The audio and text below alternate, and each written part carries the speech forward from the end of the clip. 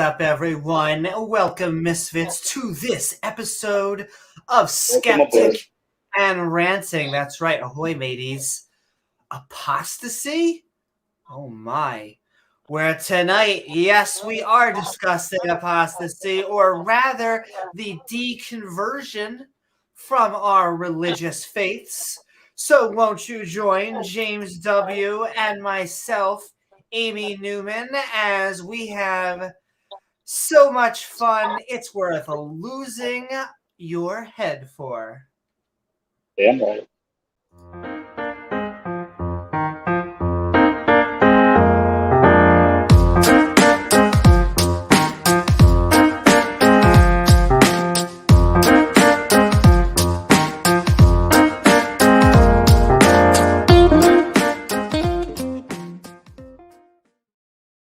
A little early for us, isn't it, Amy? Ooh, that's right. I'm pretty sure I almost saw daylight out. It was crazy. Yeah, like an hour ago. But yes, I do want to thank everyone out there for joining us on the intertubes. If you have recently gotten vaccinated or your booster shot, now is the time to activate your 5G chip. Before you go to hell. Bloop, bloop. Yeah, that's how you gain entrance to hell. The demons will be able to use your Wi-Fi from your vaccine chip. Exactly, and it's always nice when you can connect straight up to the damned. Or as I call it, because they said 5G was going to be faster than Wi-Fi, but I mean, it has been a little disappointing so far. It also means that once we get 6G, that means that Satan will be even stronger. I think that's the promise. I guess, can you imagine like 100 years when we get 666G? Oh, that will be finally the new world order, because it's never the old world order. We'll finally have taken control. All your phones say 666. But yes, if you're feeling fancy, please don't forget to like, follow, or subscribe, because then you'll get access to that bell icon to hit to all so you can join our live streams. Hi, interwebs. Can't believe you get caught in it. Oh. But yes, we are a skeptic channel, including the two schmucks you see before you. However, at the latter half of the show, we will be opening up the floodgates, or rather the open mic, so you can say what's on your mind. Atheist or theist, liberal or conservative, come as you are. It's just, not on my sheets. Always on my sheets. When you do that holding the mic thing, that seems like a very natural pose for you. It does. I actually routinely go around in having a shake weight competition. I also used to be really good at holding plates up. Did you ever try juggling? I did. I tried juggling. Once I even had 1, 2, 3 people at once. What were we talking about? Nonetheless, we just want to send all the love out there. In fact, all of our content is sponsored by our Patreons at patreon.com/Amy Newman, which helps us make even more fun content, including awesome Patreons like us from the Round Table, boom, boom, boom, boom, boom, who you can find at Tangang. What is up, Jenna?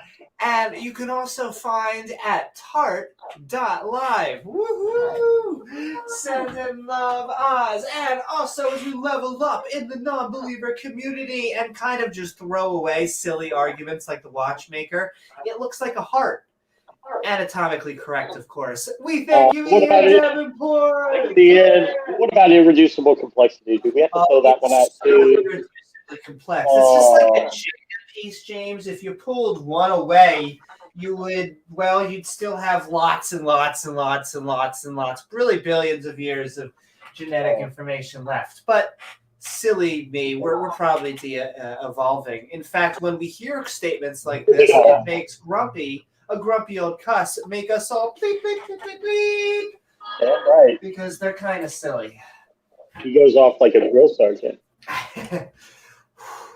And they've been working on these arguments for the past, dozens or so years in a lab in the PR department after they get their ass kicked in court. That too. Because it makes 3 princesses in 1, and really all of the women, when they come for our rights and other things, kind of also go bleep, bleep, bleep, bleep, bleep. But we thank Diana Smith, sending so much love because, we're not going to find it in the Bible. However, the lead archaeologist, in fact, our resident archaeologist, though he also can be at the awesome hit new channel, youtube.com/BennyBuddha, because you should go check out their awesome dual show over there. And I think that's Sunday nights, right? I think they just settled on that. I think we need to do that. I was just listening and talking about that at DebateCon. That was one of the big things. I think we need to start doing weekend stuff because we're a late night, so I think it might kind of line up anyway. Maybe shove in some material in between the week. Maybe scheduling. That's all. Well, Jay, I like to first of all shove in anywhere that I can, just like I like to transition as often as I can. I transition here, I transition here to where I can shove something up there. What were we talking about? Transitioning. Anyway, that's right.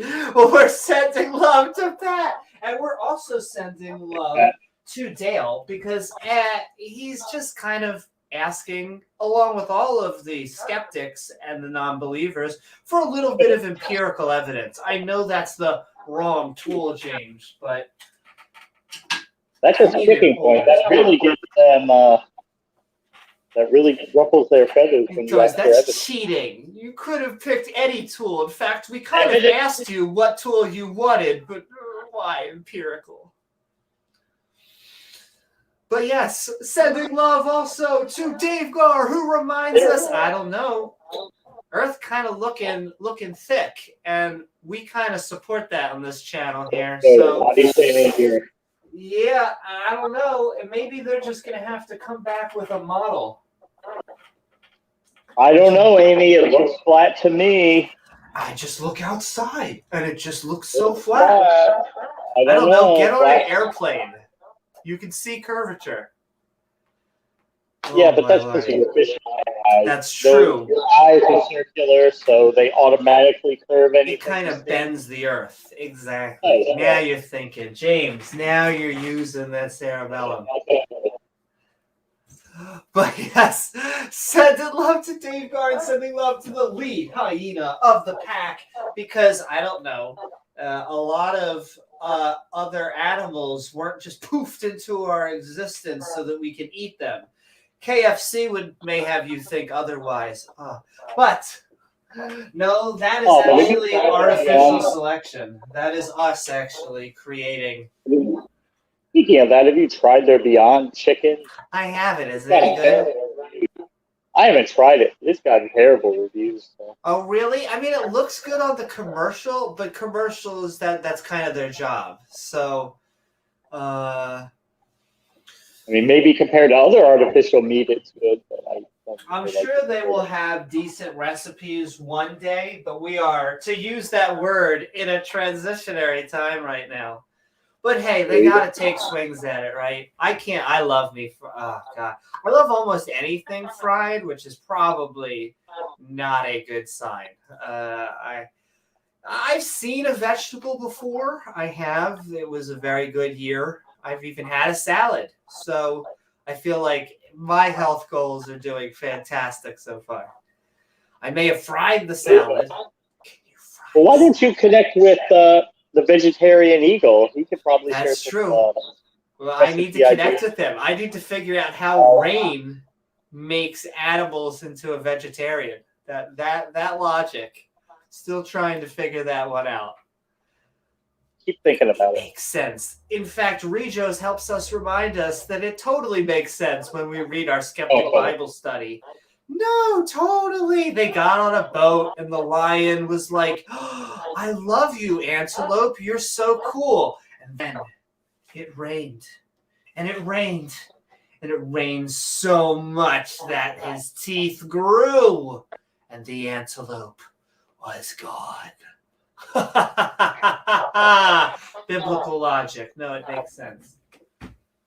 So he couldn't evade them all because remember they had to have animals left to make sacrifices after they got off the ark. I know. Well, Well, I mean, do get off an ark, but build an altar and start slaughtering defensive animals for the glory of your God, so that He can forgive you for the naughty things you did. James, you gotta live long enough for Him to kill you, or else what you doing, right? Yeah, there you go. He gives you enough rope, you know what to do with it. That's right, baby. It's called the fun rope. Anyway, sending love to last, but certainly not least, Rachel Holland! And copyrighted, that's about enough. Thank you, TOS gods. But yes, who is reminding us that the Bible definitely would never support slavery because that would have been outlawed. I feel like that would have been a commandment. That would have been easy. You would have gotten that on like God exam day 1. At least by the midterms. But I guess not. Yeah. I guess he missed that talk. He was, Missed that on but go figure. He doesn't believe in vaccines, so. That's true. Though, as I will say, you may not believe in vaccines, or you may not believe in viruses, but viruses believe in you. But we are sending love to everyone out there, sending love to our Patreons, sending love to our mods, the people in chat, and of course, viewers like you who even make this channel possible. We are about to move into our opening statements, but as a reminder to send love in chat by tagging James W. or myself at Amy Newman with your questions, statements, and burning one-liners to be read on screen. But before we go and open floodgates,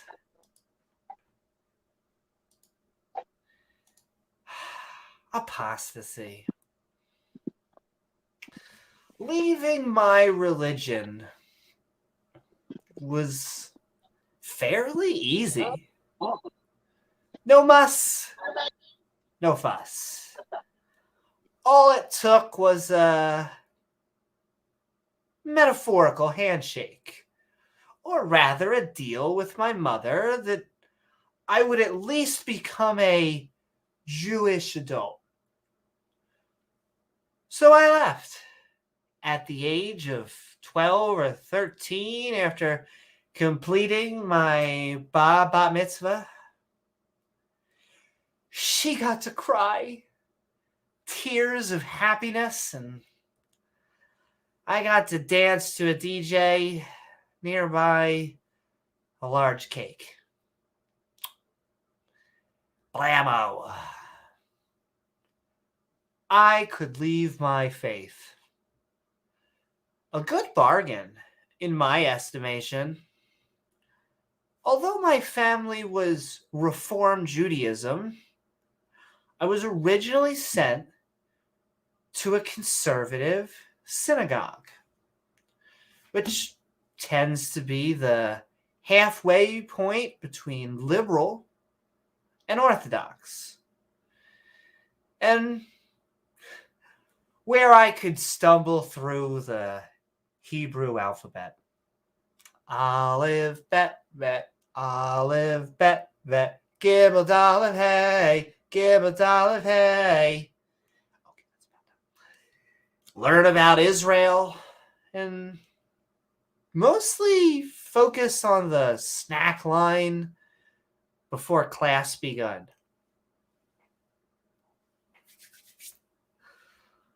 I never really took my religion seriously. In fact, I spent more time on my Game Boy and my Walkman than I did on reading the Torah. I could not help but tease the religious gentlemen that came in to pray as they tried to hit their calorie count, bowing up and down.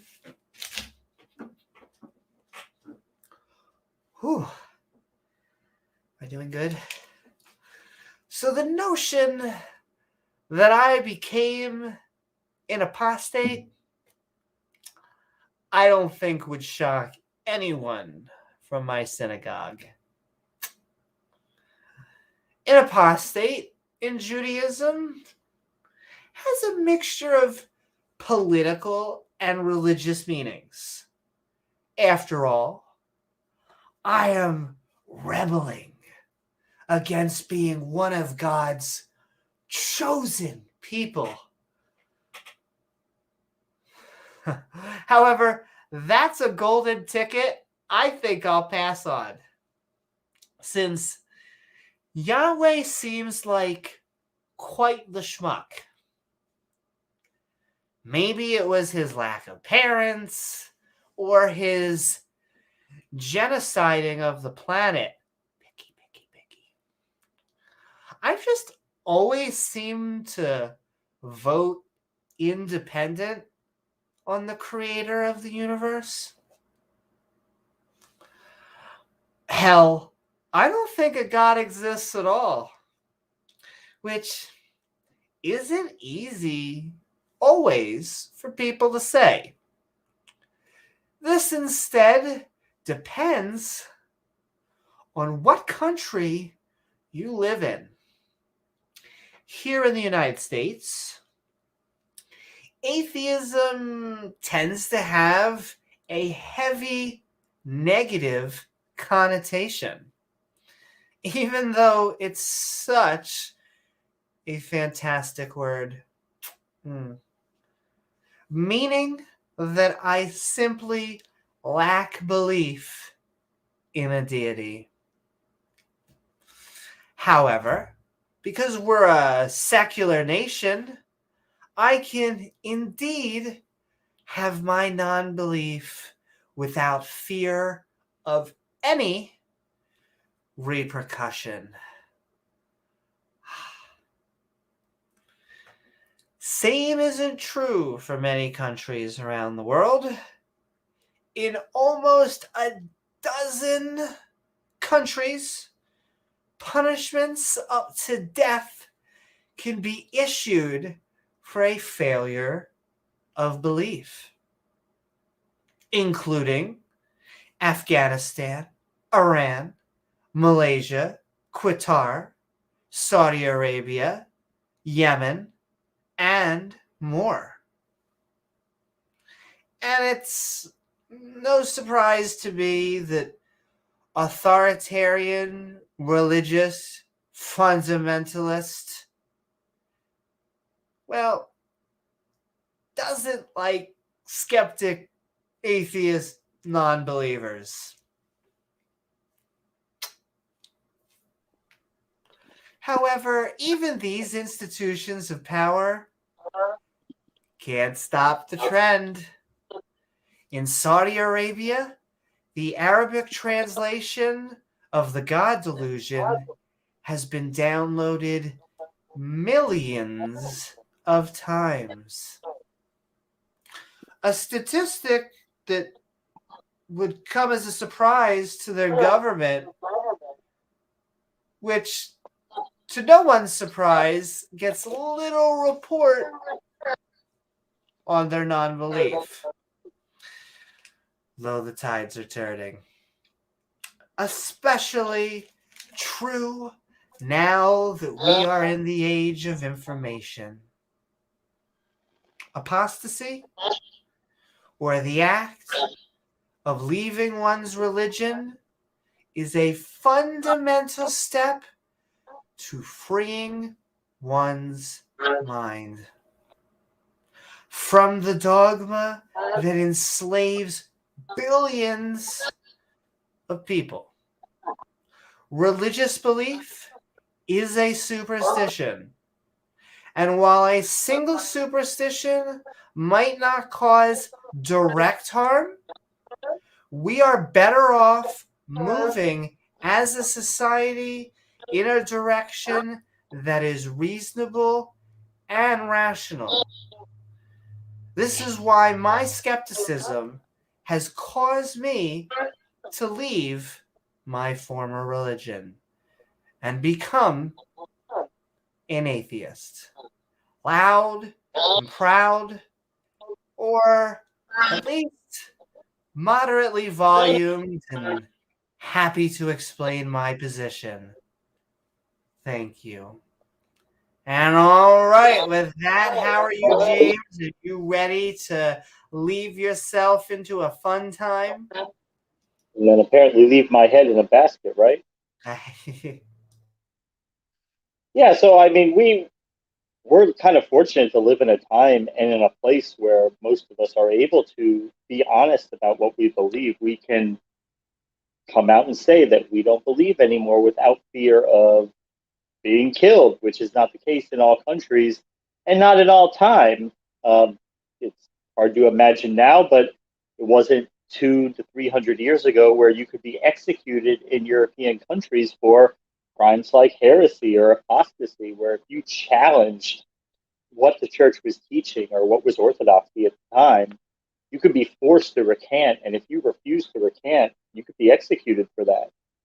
And that's still the case today in some nations. Now, fortunately, it's getting better, but we still need to realize that the fight's not over for worldwide freedom of thought. Freedom of thought, that you get to be honest and come out and say what you believe. Freedom of expression, that we don't believe these old fables anymore. We don't have to pretend. We don't have to go along with it. That's really what they want.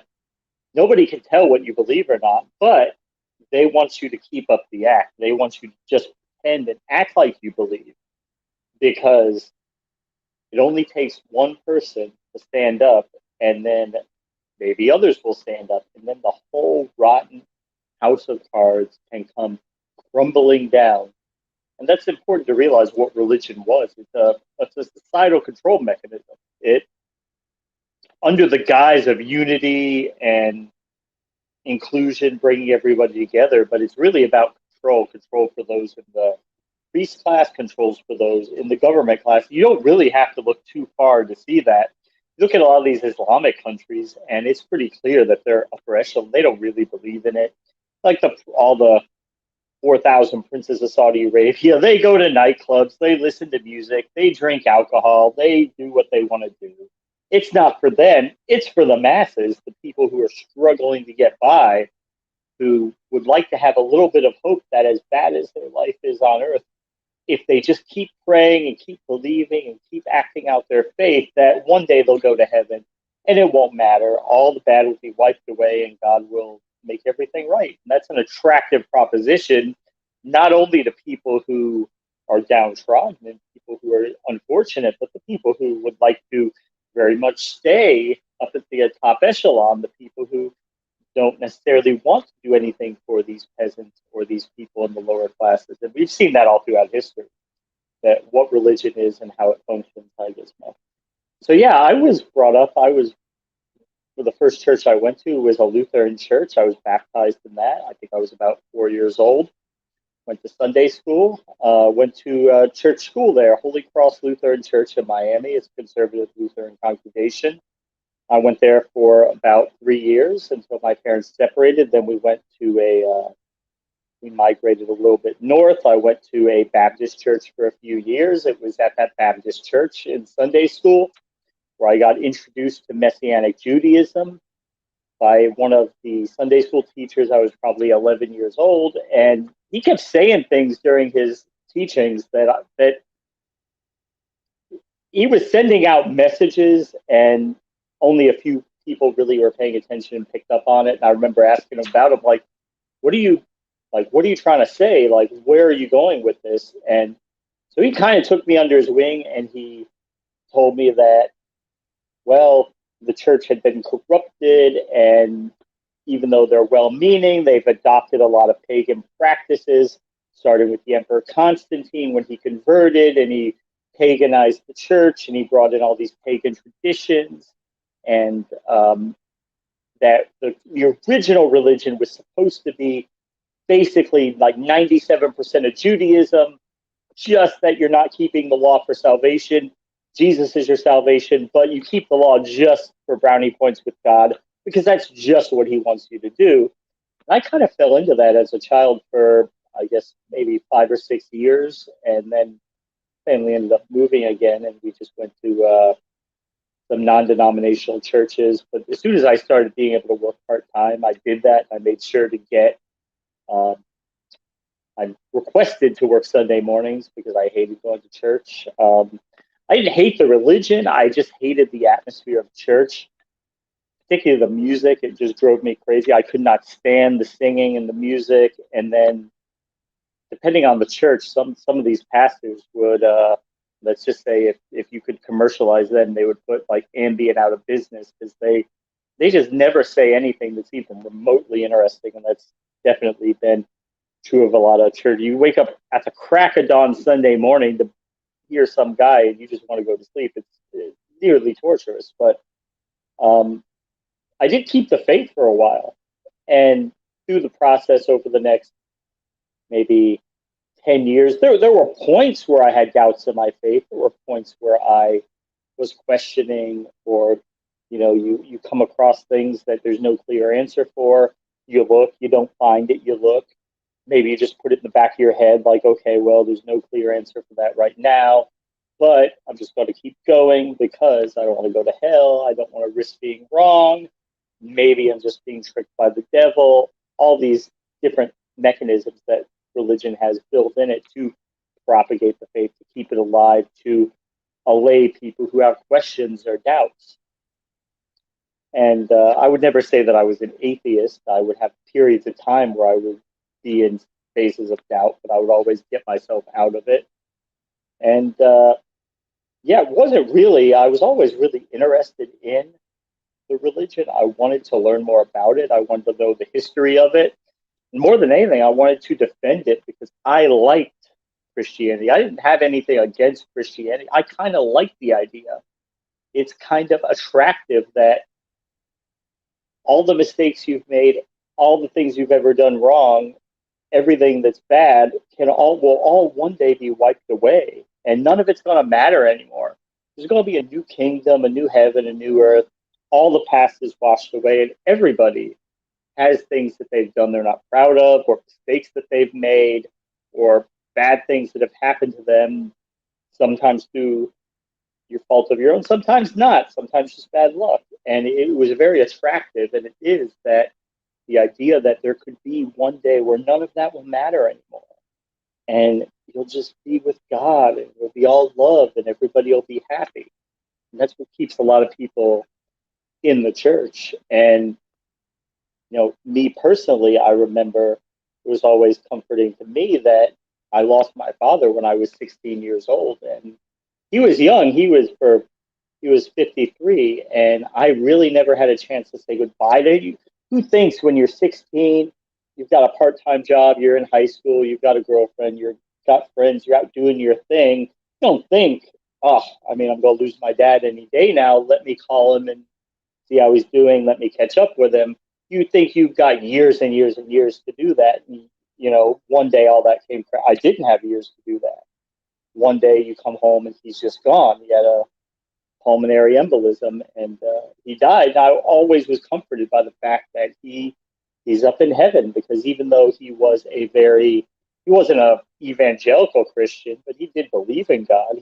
Wasn't a fundamentalist, young earth creationist. He accepted evolution, all the things like that, but he did have a faith in God.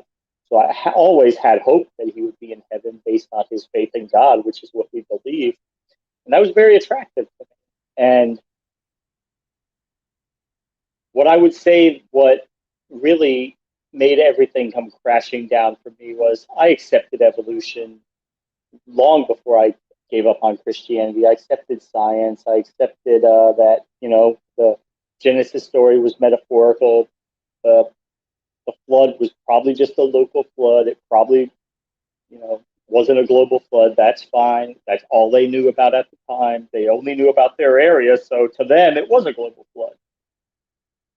and you can become very liberal, very metaphorical in your faith, but you're holding on to those core tenets, that Jesus resurrected, that God is real, that he loves you, he's got a plan, that there's this bad guy named Satan who wants to send you to hell just because he's a dick. And what I would say what made that come crashing down for me anyway was when I realized and started doing research into the origin of Christianity, and to understand that you have to go to the origin of Judaism, because Christianity evolved out of the sect of Judaism. And once I understood that, so many things clicked and made sense that didn't make sense before. And we had always understood that the point of the Torah, the point of the Old Testament, was God wanted a special, he wanted people, he made all these arbitrary rules because he didn't like the other cultures around. He didn't want them intermingling. And that's where tribalism comes in. And Judaism, the religion, was started by people who were deathly afraid of their culture, their identity, being eroded through interbreeding, intermingling. And so they set up all these arbitrary rules just to make their culture very foreign and unusual to the people around them, so that there would be less intermingling. And if you remember in our Bible study, there's times where God specifically orders people to be killed for interfaith relationships. And that was one of their biggest fears at the time. And you see how the religion evolved, and how, I'll tell you, learning about the documentary Hypothesis was really one of the main things for me, that the Torah, the Old Testament, was written by, not Moses. We all were told it was Moses. It was not Moses. It's written by a group of people primarily, with several other minor editors. The Yahwist, you know, he's talking because he always refers to God as Yahweh. And these are the original languages. You got the Elohist, he refers to God as the Lord, or Elohim, or El Shaddai, who was a Canaanite god. And Yahweh was a war god of the Hebrews, and El Shaddai was who the Elohist was talking about. Then you've got the priestly source, and you're going through the Old Testament, you come across these chapters, they're just laundry lists of censuses or intricate details in how to do sacrifices and all these things. That's the priestly source. You can recognize him too, because he always tries to include Aaron, especially anytime Moses is around, he includes, and Aaron was there too, with Aaron, because he was a priest. He came from that. So we want to accentuate that, the importance of the priesthood. Then you have the Deuteronomist, who was king, almost certainly King Josiah's high priest. King Josiah was a Yahwist. And it's important to realize that the Jews were not monotheists by any stretch of the imagination. They accepted a pantheon of gods. It's just that the Yahwists wanted only to worship Yahweh. He was the best God. He was the most badass God. He was the best. And so they wanted to worship him primarily, forsaking the other gods, because Yahweh was going to take you to where you want to be. He's going to take you to the promised land, and he gets pissed off if you worship other gods. So the Deuteronomist comes in, and he makes a covenant with Yahweh in Deuteronomy, like an everlasting covenant, more so than you saw in the first several books. And you see the religion evolve, because all that was, well, of course, the original Torah was fiction. But when you move into the book of Isaiah, that's where monotheism becomes firmly established, because that was written during the Babylonian captivity, when the Babylonians came into Judea and Israel, and they took the people to be captive in Babylon, the nobility. And once again, the people in Babylon, they were afraid of losing their culture, their identity. They're in a foreign land. There's foreign gods. And apparently these foreign gods are a lot better than your gods, because they just slaughtered your people and took you guys captive. So that's when the religion had to evolve. And it evolved into monotheism, because the idea that, no. They don't have gods. There's only one God. Our God just used the Babylonians to punish us, because we didn't have enough faith, and we were disobedient to God. And that's kind of where we sit today. They went through the first 5 books of the Bible. They edited it haphazardly to make it look like it was monotheism. They told you, no, Yahweh and El Shaddai, El Elyon, the Lord, Elohim, it's all the same. It's just different names of the same God. It's the same God. Don't worry about it. And yeah, once I learned that and the origins of Christianity through the origins of Judaism, that it's clearly a man-made religion, I couldn't pretend anymore. I couldn't maintain that I believed it. It's just another man-made set of beliefs. There's no truth in it, and yeah, everything after that made much more sense. Like, I remember having questions like, in the church, we're all taught to go and evangelize our beliefs, and we're all told, hey, you need to go out and you need to tell people about Jesus, because if they don't believe in Jesus, they're going to hell. But why weren't the ancient Israelites doing that back then? They were just kind of going around. They were nomadic goat herders. Why weren't they trying to convert other people? Now, if people came to them, said, hey, we really like you guys, we want to convert to your religion, they would consider taking them on, but it wasn't like it was mandatory, an obligation. They weren't going around saying, hey, I know you've got your gods, but they're not real, and if you don't worship Yahweh, you're going to go to hell when you die, because none of that was part of the belief system at the time. It was, hey, you've got your gods, we've got our God is more badass than yours, but hey, to each their own. And that's the way the Torah was written. And that makes a lot more sense than what we're told today, which was only became canon after the Babylonian captivity, when the main religion in Babylon at the time, Zoroastrianism, was integrated into Judaism. Even though they didn't want it to be, it still was. And they adopted the idea of a devil, a Satan, an adversary to God, which, if you're thinking about it, makes no sense if you have an omnipotent God that he would have an enemy, because who would want to launch an insurrection against an omnipotent being? Nobody. Gotta have a villain. You gotta have a villain. It's a much better story with a bad guy. Like I've said before, who would want to watch Superman movies without Lex Luthor? Just Superman flying around, saving people, doing good things. There's no story value in there. So they need to have a villain. It's a much more compelling story, and they took that from Zoroastrianism. And yeah, it's just more evidence that Christianity and Judaism are just man-made religions, just like all the other religions. So, thank you. Woohoo! Thank you so very much, James. And all right, we're going to go into a little conversation back and forth about our deconversions, and then we'll be opening it up for the audience to talk about the subject of apostasy. Let's do it. Mm-hmm. So the first thing I wanted to bring up, because I think it goes both ways, the notion of wanting to believe it. I find that some really did, some really didn't. You said you really did want to believe it. That's how, when I first got into looking at religion and questions, when I first started watching debates, that was from the theist side, because I wanted there to be a God. I was very happy that there was a God. We're all terrified with the notion of death, that all this is going to end one day. And that's a very attractive notion, that death doesn't apply to you, because you get to live forever and you get to be with all your deceased loved ones. So it was a very attractive notion. And I didn't want it not to be true. I was actually looking for evidence to confirm that it was true. I just didn't find that. Yeah, I would say that you go out there just trying to find the honest truth. And as long as you don't start with the answer,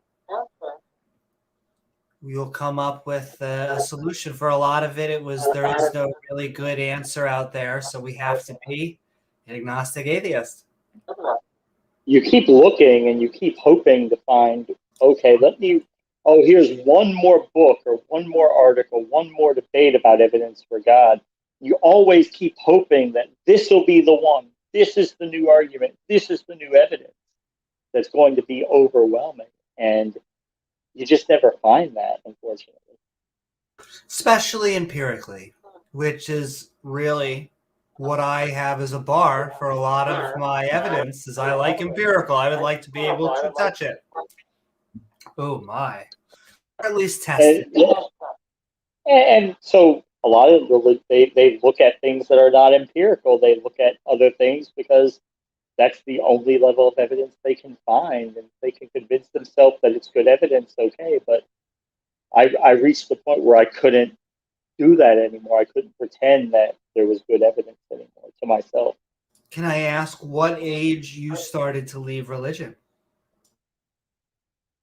Well, like what age I first started having questions about it, probably 17, 18, right in there, like serious questions about it. But I was about 31 years old when I officially became an atheist, and that was in 2014, where I finally said, this is enough. Enough is enough. This is just not true. What about you? Because I know that you said that, you only had to go along with the ritual and all that until your bar mitzvah, bat mitzvah, and then after that, but you still believed even if you weren't devout after that? Sure. It wasn't like I was like, even though I exaggerated, it wasn't like I was actually getting permission for atheism. It was like permission to just not be a religious Jew. And so after you stop doing that, it just takes a few years, a slow, gradual. I don't think there was any like aha moment where it was like, I am an atheist.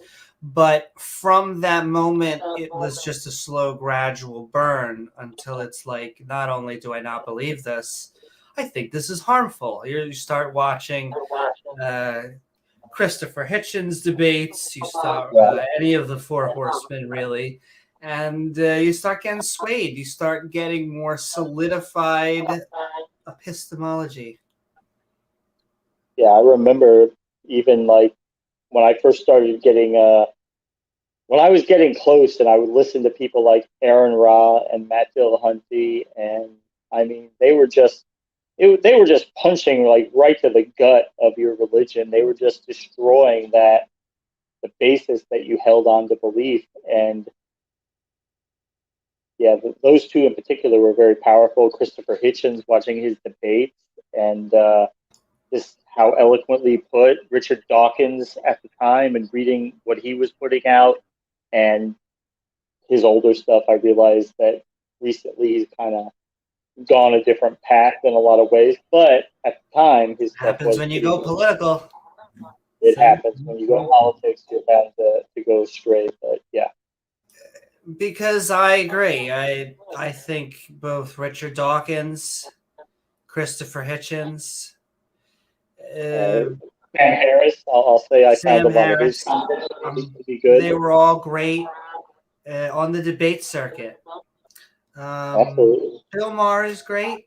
I like Bill Maher. I like what's his name? The comedian Ricky Gervais is fantastic. Right. My most fantastic quote from him, paraphrasing, is just, you could burn every scientific textbook right now, and we would lose all of our current knowledge, but slowly but surely we would gather each and every one of those facts all over again. Yeah. And it wouldn't matter depending on the humans. It would all be on us. George Carlin is one of the main reasons. If there were two people that I said are why I'm doing what I do today, I'd love to hear your answer, James. It would have to be because of Christopher Hitchens and George Carlin. Those are probably my two inspirations. So when George Carlin died, I was still a theist, so I wasn't. Really? I had to admit yeah, that was what, 2008? 2000, yeah. So I had to admit a lot of what he said was funny at the time. I didn't agree with it because I was still a Christian at the time, so I felt like he was wrong about that. Now, of course, listening back to it, he made a lot of really good points, and that's one thing I always found, and I think a lot of people really don't. It kind of rubs them the wrong way. But that's the satire and the mockery of religion. A lot of people think that's the wrong approach. But I have to tell you, for me, that I always found that when my beliefs are so absurd that someone can satirize them and mock them, and I have to admit they have a point. I have to admit that I mean that it's ludicrous, but that it is what it is. That was one thing that was powerful for me. That like the things that I believe are so silly, people can laugh at them, and I have to join in on their laughter because it's so true. It's so undeniable. Undeniably funny. Yeah, and comedy is like it's like an icebreaker. It connects people of various backgrounds and everything. Can connect with Once comedy. again, not my That's one of the quote, reasons you gravitate to it. but comedy and common sense are the same thing at different speeds. Right. Comedy is just common sense laughing. I'm butchering that, but something close to that. We are skeptic and ranting on apostasy. I We're too think this is apostate. an important topic because it's easy for us in the Western world. I'm very happy to report for us that we can leave our religion. I think we are going to continue to do so, and that we just need to then push an offensive intellectually, of course, into areas where they make it unsafe to be a non-believer. And I mean, you don't have to go even too far. It's hard to think about 100 years ago where the Scopes trial, where it was a crime to teach evolution in schools. Evolution, which is a basic fact of biology, it doesn't exclude religion. It's just reality. It tells you how life became diversified. It is what it is. But even the fact that it contradicts the Bible was enough to make that teaching criminal in parts of the country. Yep. It shows you how much we scare them. The fact that our belief system or lack thereof can drive them to kill us. I mean, there's never been a law against teaching flat eartherism, right? Because it's so absurd. Anybody who takes an honest look at it with half their brain is going to come to the conclusion that it's absurd. So you don't have to pass a law against it. Deluded people are going to be deluded people. There always will be people who believe silly things, but the rational among us will usually be able to see that for what it is. So we don't have to do that with flat Earth, but they had to ban evolution. Why? Because it's so true. Well, that, and it's just so silly that an all-powerful God would get offended. Like, would have to enact laws where it's like, oh, you hurt our God's feelings. We have to put you away forever or until you admit. I like how there's lots of asterisks in a lot of these countries. Well, it's like, well, they won't kill you if you just submit back to the religion. It's like, oh, well, thank you. It's like, I wasn't going to break your legs. I mean, all you had to do was give me the money. I don't know why you're complaining about this. It's not really immoral. Come on.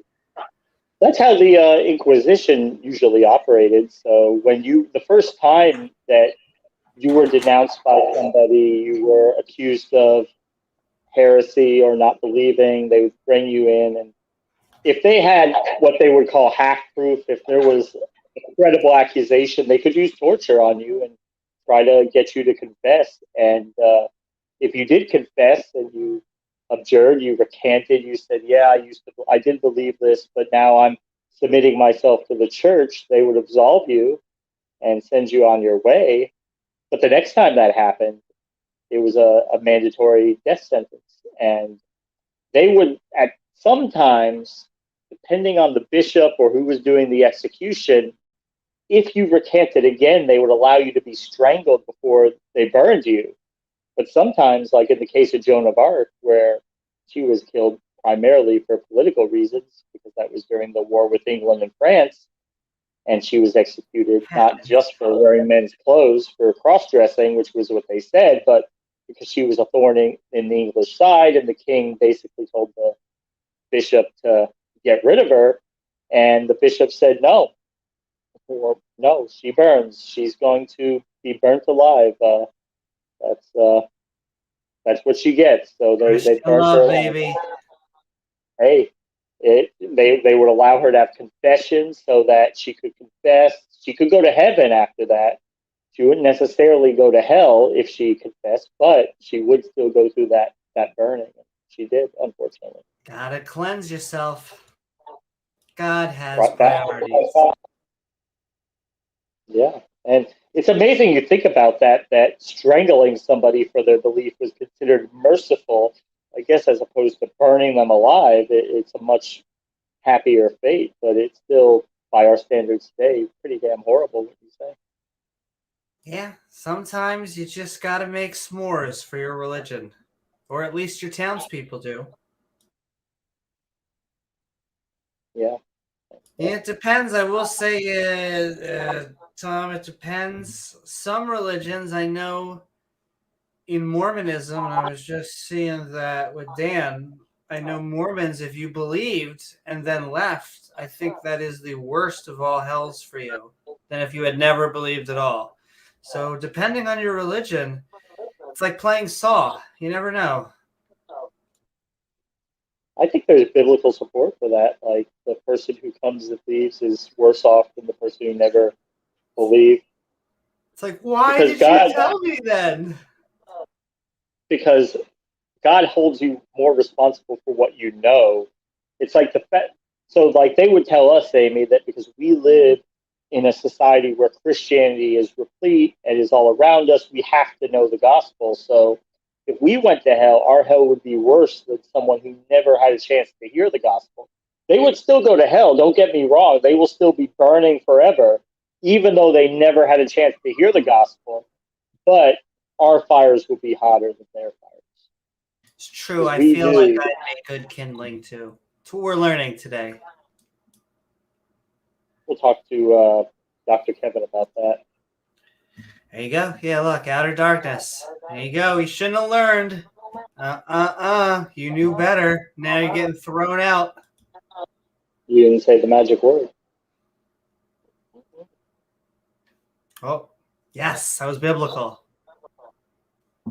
What's up, Don? And sending love really to everyone out there as we are skeptical and ranting on apostasy, talking about our deconversion stories and just this topic in general.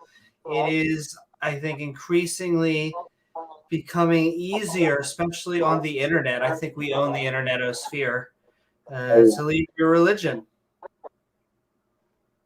I mean, hey, Bob Larson can do exorcisms over Zoom, but you can also leave your religion over the internet too. So, hey. That would be the religion of Snoop Dogg, the only religion I support. He has one sacrament, one, and you messed that up. Hey, Don. That happens often. I always have one job. It all goes to hell. Not literal hell, though. That would be crazy. Be toasty. Damn right. What is it, like 20-some degrees up there again? Let's see.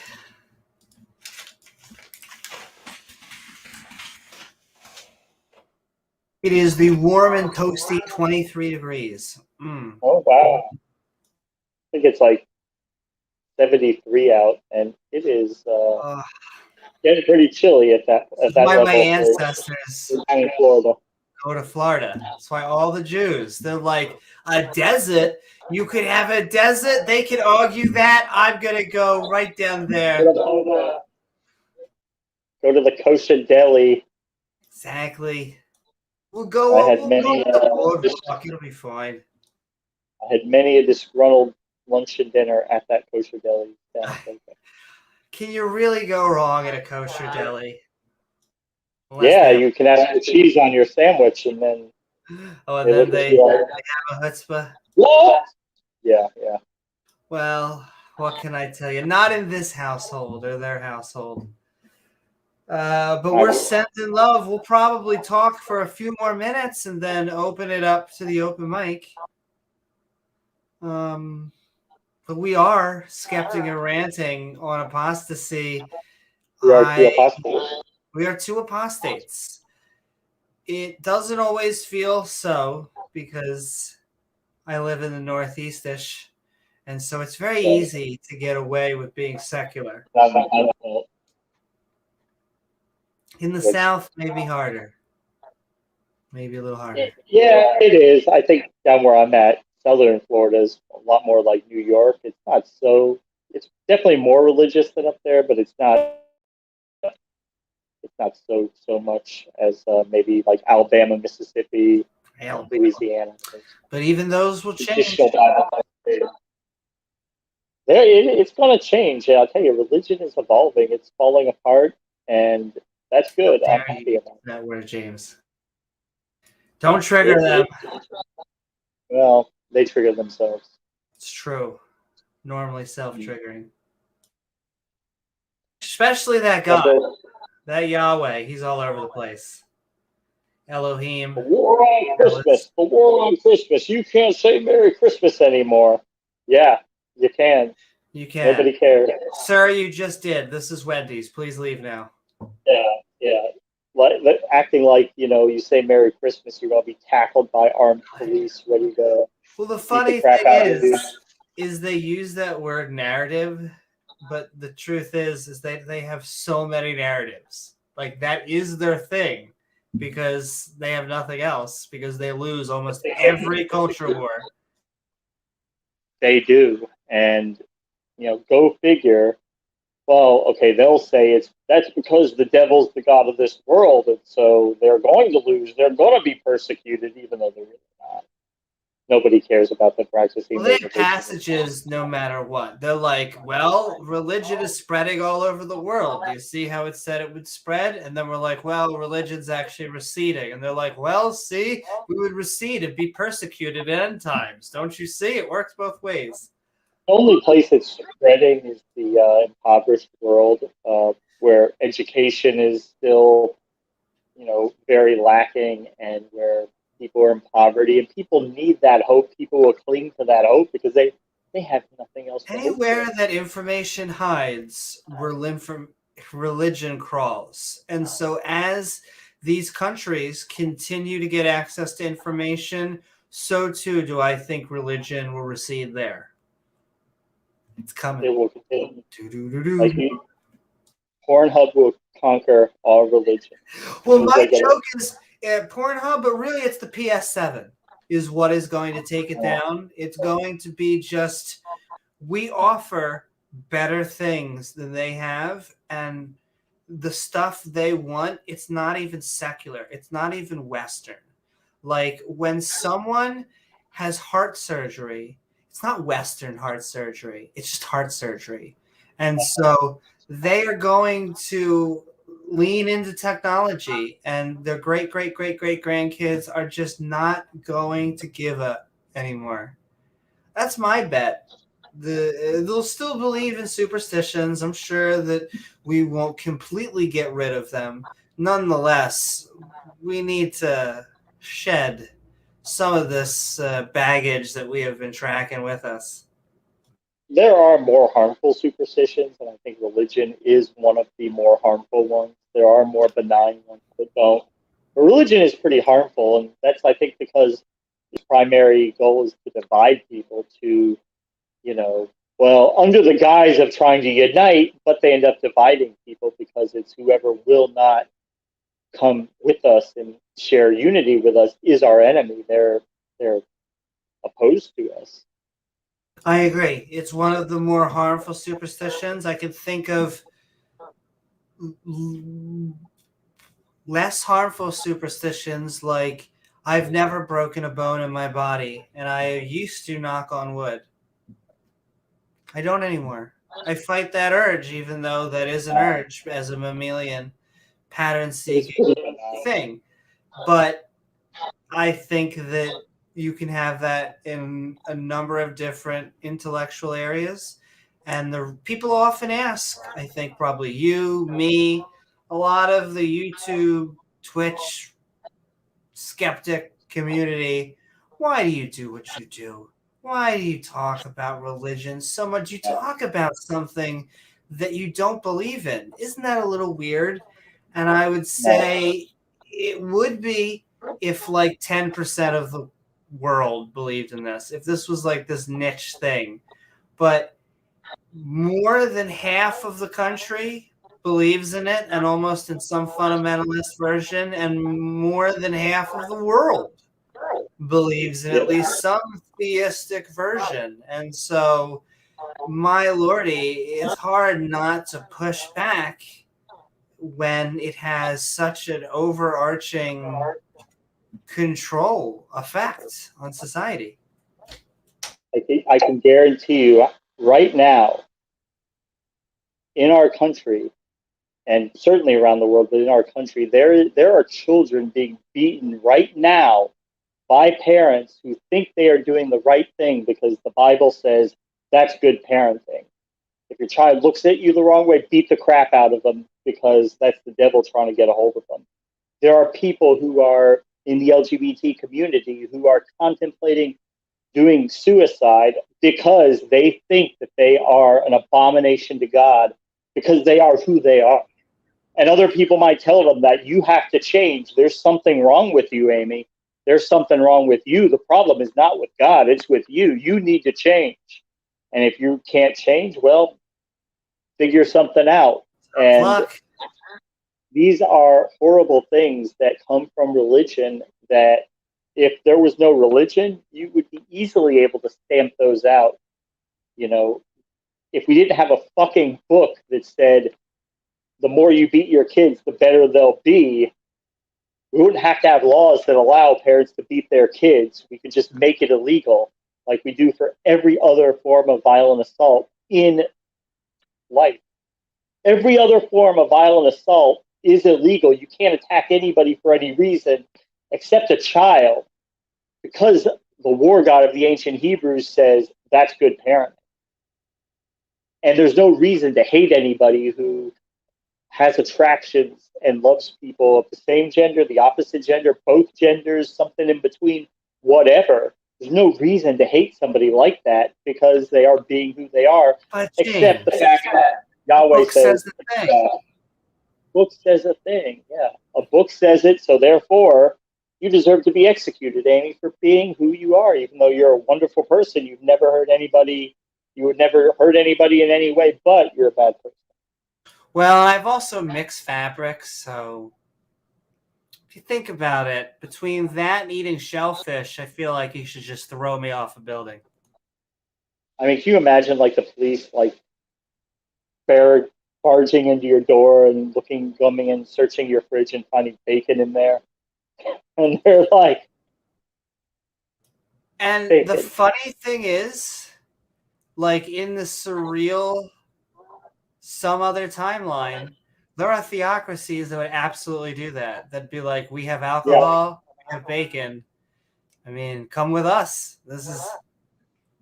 What did we read in the Torah about somebody who's found with leaven during Passover? You have to remove it all. You imagine that? Like, look, they come in, barge into your cupboard and pull out baking soda. And they're like, what's this? What the fuck is this, Newman? Baking soda. Fucking Passover. Wanted something to rise. I just wanted it to rise. All right. Well, we're going to execute you now. So. Look, you got to do what you got to do. Yeah. But yeah, I think we're about to go into the open mic. We have been skeptic and ranting on apostasy, something that I think is both near and dear to our heart, something we take for granted in the secular world. Yes, freedom. Freedom of thought, freedom of conscience. And that's funny, even when they had the Inquisition, they never punished people for what they thought. You could be a non-believer, you just had to keep it to yourself. And that's the thing, is what they're so afraid of is for one person standing up and saying that I don't believe anymore might inspire other people to stand up and say, you know what, I don't believe either. And it could cause a cascade reaction. The whole rotten carcass could come tumbling to the ground, and that's what they're afraid of. That's why they have to stamp out even one person who disagrees with them. It's like the movie Ants, where the grasshoppers are talking and they're like, you know, hey, this it's just one ant who stood up to us. Who cares? It's just one ant. And then he's like, he buries them under like a million seeds. And he's like, if one of them stands up, they might all stand up. This is about preserving our control, our way of life. And that's what it really comes down to. Yeah, comes down to control. You have people asking too many questions, and people start leaving. And you have to, like, what is the one thing that religion and the church wanted to control mostly? Like, what is like the biggest thing that they wanted to control is family and sex. They control who you can marry, who you can be with, your family, your kids, who you your relationships, and that's what they wanted to control. Because if they've got you by the genitalia, well, they've got you by the genitalia. That's right. They've got Speaking you. of which, I understand you do not have to fight for my honor, but I accept it. And sending love out there. I know we're getting very biblical tonight. God equals square root -1 says, not unlike Jesus, Amy has been a bad, bad girl. Oh my, I know. Yahweh and Jesus. Be careful. She'll kick you in the balls, too, if you're not looking. And if you pay her enough, I think she... Oh, unless you're into that kind of thing. And speaking of, we already have a vegetarian eagle behind stage, which means in a second we're about to go into open mic, but I'm going to link it and pin it again in chat.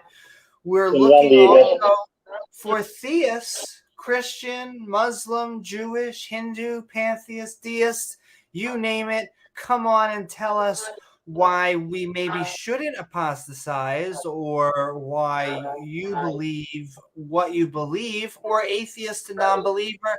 Come on and talk to us about your deconversion or apostasy story. We are Skeptic and Ranting.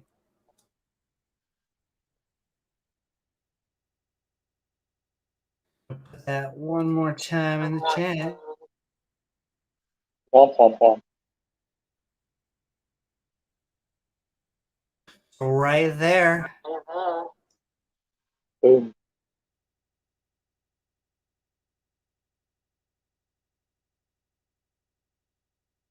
Pasta seed.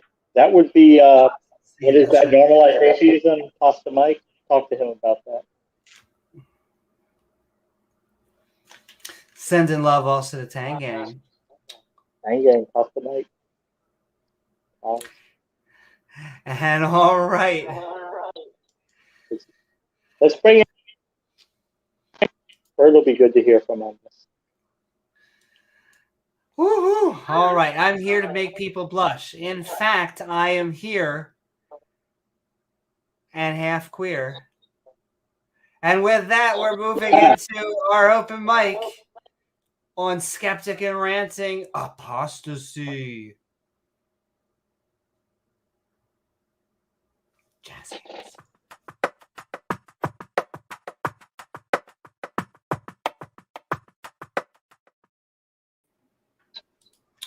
And what is up, Bird? We hope you're doing well. We are Skeptic and Ranting, and we are talking apostasy. What are your thoughts? Well, I kept hearing this pasta, so I had to come see it. Get it? Apostasy? Anyway. I do. Hold on. I got you. Oh, man. Tip your waitress.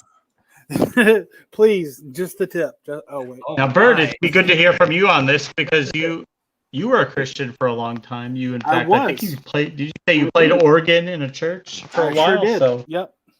Played. So What do you have organ to in say a on black this? church for Yeah, 12 years. Pentecostal church. a Pentecostal church. I've Okay. been at a Pentecostal church. A white boy playing organ in a black church was a little Hey. weird, but it was fine. You know, I was good enough most of the time. I was gonna. But yeah, it's not an easy thing to leave something that you've been indoctrinated in, and you know you really hold like a framework of sorts in your mind. You know, you think what you're being told is correct, and it's very difficult to question that. You know, that's why most people that I talk to in like day-to-day life, they don't want to talk about this kind of stuff because it scares them that they're actually going to have to think about things, you know. So Yep. So yeah, it's kind of crazy, but I'm just back to be on here. You know, Amy, I saw some of the stuff, the panels that you're on in Dallas, and I just like to know, how'd you like Texas? Was it all right? Oh, baby, did I? Oh, no. Texas was amazing. DebateCon was a blast. And Awesome. every interlocutor that I met there, even if I disagreed with them, they were fantastic. Well, good. That's awesome. Well, you know, that's where I grew up. I grew up in Dallas-Fort Worth area. So Oh, really? Yeah. I was there for 13 years and then moved to Amarillo, which is the very northern part of Texas. Panhandle? Panhandle, that's it. Yeah. Yeah, So Texas is not flat. You've obviously never been to Texas. Not at all, no. It's got the hilly. Very hilly.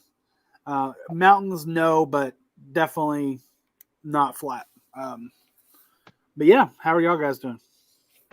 So if someone had to ask you real quickly, so how'd you go from playing organ in a black church to being an atheist? What was it, the thing that helped you along that path? It was definitely many things. It wasn't, like the next day I quit it. It wasn't anything like that. We were, when we were growing up, we were the ones that went to church on Easter and Christmas. That's all I knew. Didn't know anything about it. My mom actually married a black Pentecostal preacher. That's how I got introduced to all that stuff. Yeah. And like I said, it was just a very slow process. I had questions that I would ask him, and he would give me some answer. I'm like, that doesn't even make sense. You know, but that's what the Bible said, so that's what you had to go on. And I always had like a sneaking suspicion, and just like something doesn't seem right about this book because nothing lines up. I figured out a bunch of the, like, just stuff doesn't add up, you know, and I couldn't figure out everything about it, obviously, but it was just like, this is not real stories. This is just kind of make-believe stuff, you know. But it's mythology.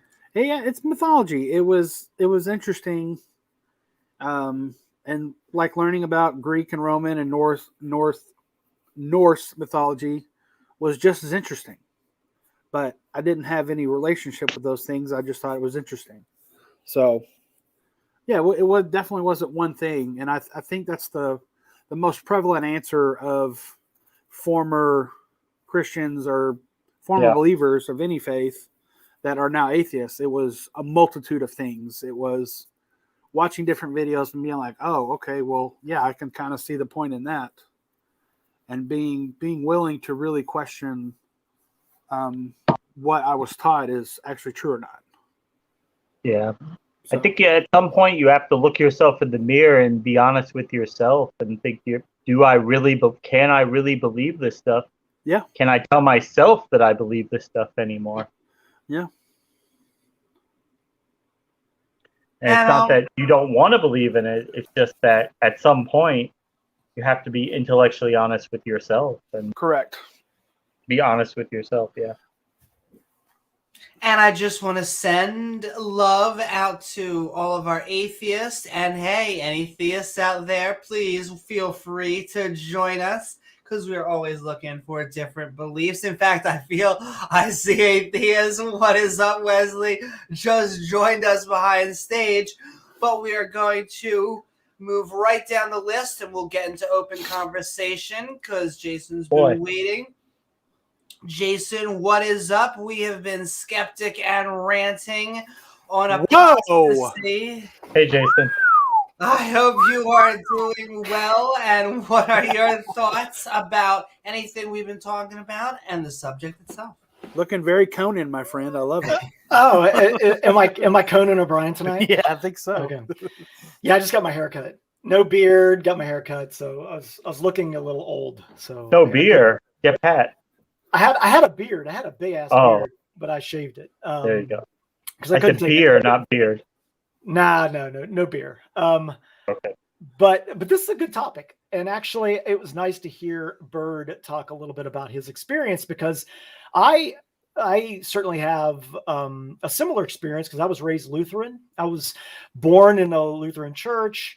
Went through confirmation, baptism, confirmation, became a member of the church, went to college, kind of pulled away from the church, but I went to a religious undergraduate school that was a Lutheran founded undergraduate school. It was called Wittenberg University in Ohio.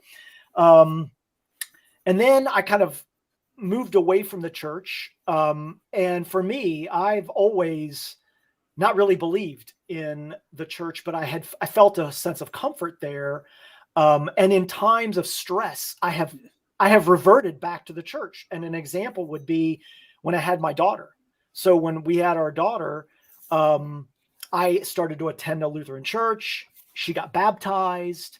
But then I pulled away again. And my experience has been that in times of stress, in situations that are difficult, I've lapsed back into that. And I have felt that that's a common thing that people do, that when in times of situations, they don't know what's going on, they're sick, they have deaths, illness, etc., that they revert. And so for me, it took a couple times to get to a point where I was like, in difficult situations, I actually don't need to do that I can fall back on my family and my friends and my own ethics and morals. So anyways, that's kind of what happened with me. No, and I've always contemplated that. I've always thought, like, what would happen if something happened? Like, if I was given a terrible, would I revert back to it? And to tell you the truth, I don't think I would like to think that I would be able to face something terrible and keep my rationality and sanity. But I mean, you just never know until you're put in that position. It's true. That's a good point. I hope that I would be able to remain firm in my beliefs, but you never know, right? That's right. And I would say, like, when people that have done that, don't beat yourself up. I mean, I think that's it's a very common experience. And so it is interesting in the context of apostasy. If you 2,000 years ago or 1,000 years ago, if you left the church, and I don't know what it would be if, like, you revert, you go back to the church, you're in the church, you go back to the church. I don't think it would be so easy. Nowadays, I think it's easier because the concept of apostasy is not so severe. You're not going to get persecuted for leaving. Although I guess if you were in Islam, they have less control over their flock now. That's to say, that's not necessarily true in all situations, but depends on the sect, I guess. Legally, I would argue that nothing should happen to you, but socially, for sure, especially here in the South. That's true. Social repercussions. It's a big thing here. People are like, "Oh, you're one of those now." I'm like, "Yeah, I mean, what's your problem?" And then that's when you get people that won't engage with you because they've already made up in their mind what they think you are, and like you're the devil. Yeah. So you can't get past that. And okay, I'm actually gonna. Go ahead, Amy.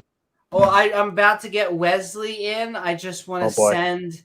I just want to send my quandary. We are almost an apolitical channel. Our focus during Thanksgiving tends to be religion. But I always have a question, a quandary for the religious people who focus so much on, let's say, the removal of babies.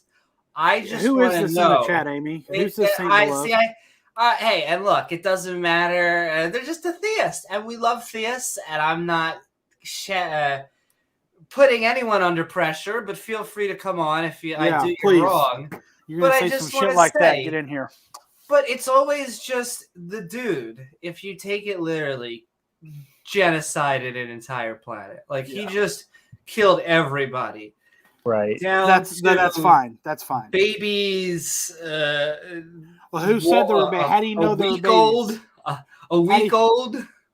Did you hear that, Amy, from I know. How do you know they're babies? But, I mean, like, he had to, when he genocided the planet, he had to have killed all of the developing babies, if you don't want to call them a fetus. So all of the pregnant women, he had to have killed all you would have had to kill all.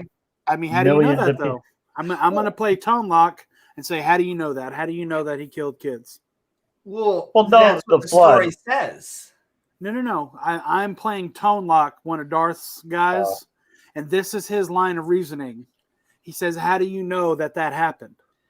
What do you mean? If it doesn't, so either the story's wrong and he didn't kill everyone, in which people have gotten the biblical story terribly misunderstood. Maybe he hid everyone downstairs or something. And then you say some people deserve death, but babies deserve death. Fetuses, the developing fetuses. I'll even call it a developing baby. They deserve death. Well, God said that he said everybody's heart was filled with nothing but evil. So I guess that includes the babies in the womb. Their hearts were filled with evil. They deserve to die according to God. But it just seems like he is a master abortionist. It just seems like at that point he's just like the greatest of all of them. This is like Skylar Fiction's argument. Pro murder of innocent babies, but not criminals. This guy's an idiot. But wait. He should come on. But that's what he's saying. I agree with you. God, Yahweh, is the pro murder of innocent babies, but also criminals. So I guess both. He's egalitarian when he's a murderer. Yeah. But hey, who knows? I know that I always feel bad when I'm just shouting out here to the people in chat because it is stand-up rules. Nah, they can come in and they know what they're doing. They know what they're doing. They're trying to get a love. But I see Jord just joined. If you want, tell me in chat if you're an atheist or theist. We tend to give actually priority to theists here because we're going to move on to Wesley. I know he's been patiently waiting.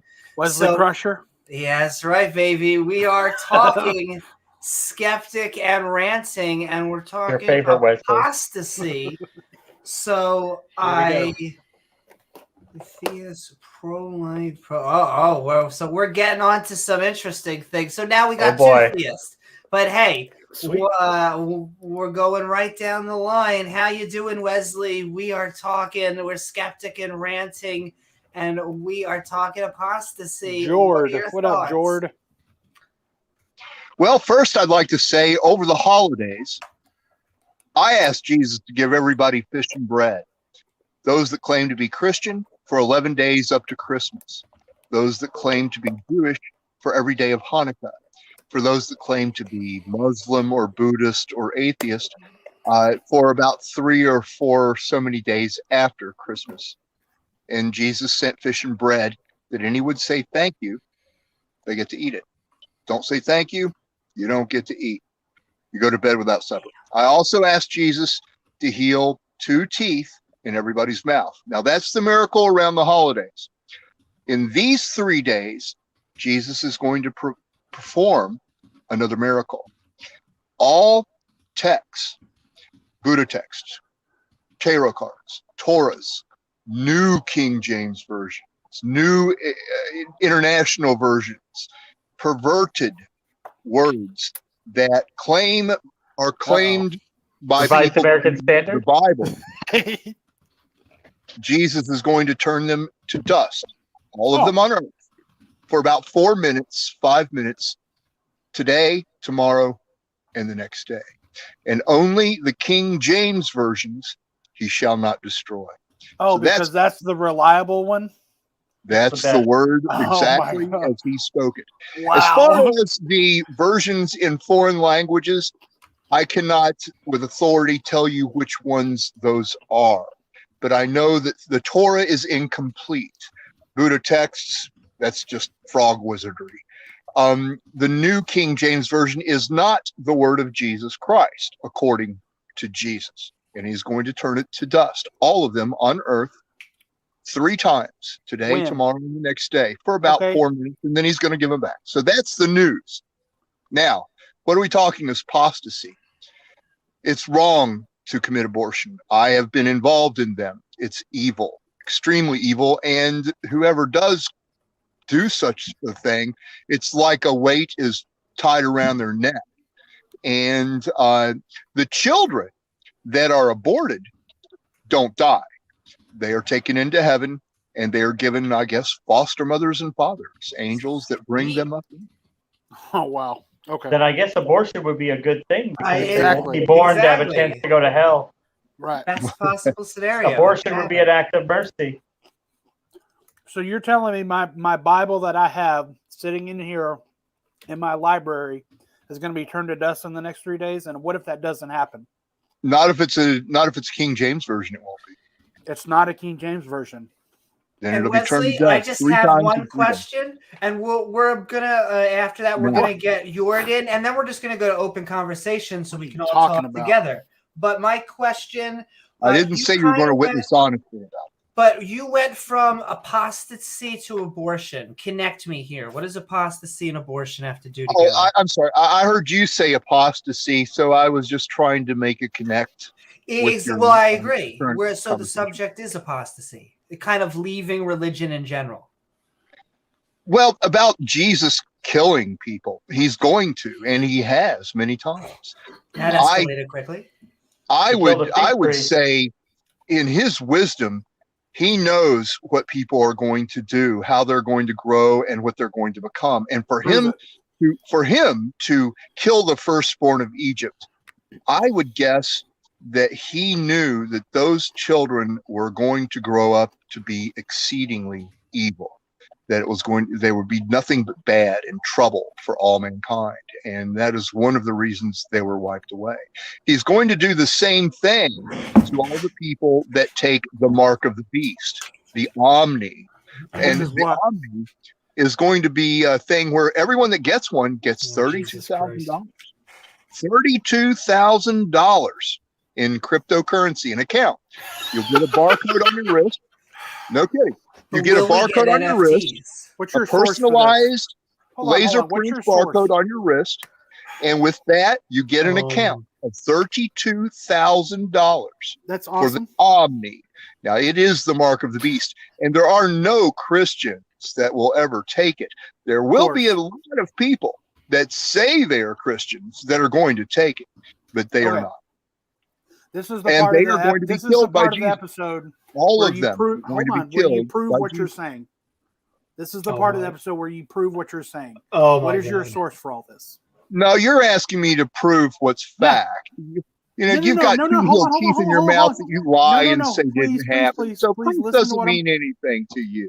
Please listen to what I'm saying. This is Sure, your chance. Jesus, would you unheal the healed teeth in each of God. those mouths in this same moment? Please prove Only if you what buy you're the saying. DLC. We What are about all it? listening. Where are you Bird, getting you're gonna this get information? your toothache's gonna come back, Bird. Come on. You're And gonna get so, Jesus. actually, In about 4 minutes, would you reheal those two teeth in their mouth? Now, you're not going to witness honestly about it. It's actually written in the word of Jesus Christ that you won't tell about it. You'll hold it back to the side. That's the only proof I got. My proof is in your mouth. What are you talking about? You don't even know me. that is the best sentence I've heard tonight. Okay, No. we are actually. I'm not, Wesley in a Amy, tough. hold on. Prove Wesley, what look, you're but- saying is true, please. He can't prove it. Come on, he can't prove anything. Well, then why are you it's ridiculous. You're asking for proof that Jesus is God. ridiculous. You're saying, and it doesn't matter what proof you're given. You'll just make another ultimatum and dig Try your us. hole deep. You're just saying that. You don't know And what you'll the be in evidence. China. You're going to be digging yourself into a hole into China, and you'll be in China soon. Okay, well that's impossible, but whatever. So go ahead and give us a little bit of evidence of what you're saying that you can back up these claims with. Where's the 32,000 coming from? Come on, Bird. Who's going to give us that? Bird, come on. The evidence of proof that what I speak is from Jesus and truth is the 2 teeth that were just unhealed in your mouths, and the fish and bread Unhealed? that you were given over Christmas that you didn't say thank you for. Unhealed? Is that what you That's said? my proof. Yeah, you had a toothache. He healed it. Now it's going to come back. My thing is that I almost could empirically test this because there is a space in my mouth from like when the braces didn't, but it's still there. So I'm open-minded, nonsense. but still the space is still there. But Wesley, well, I thank you for making your opening statement. We're about to go into open conversation. We just have one more person to get on board because we are Skeptic and Ranting, talking apostasy. Thank you so very much.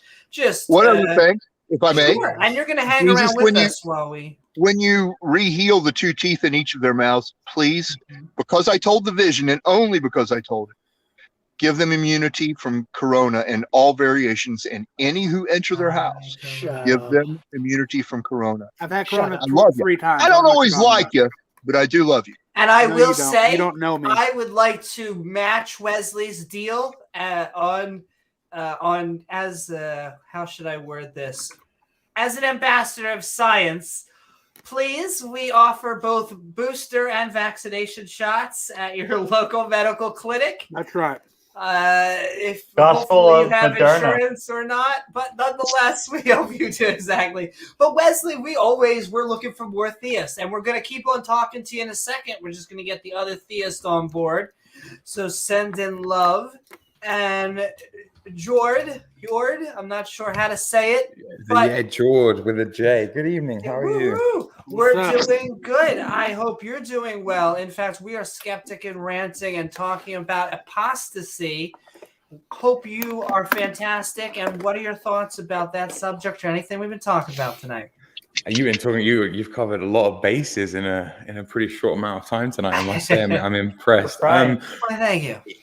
Well, just to kind of give you guys a brief overview. I mean, I'm a theist myself. I would consider myself a Christian. Although what that means to various different people is, I'm sure there are many Christians, for example, who wouldn't consider me a Christian. But like I have those kind of traditional conservative views that I felt until our good friend Wesley was here, I felt were kind of underrepresented on your panel. I'm pro-life. I'm pro death penalty. And I don't see a contradiction in those things morally.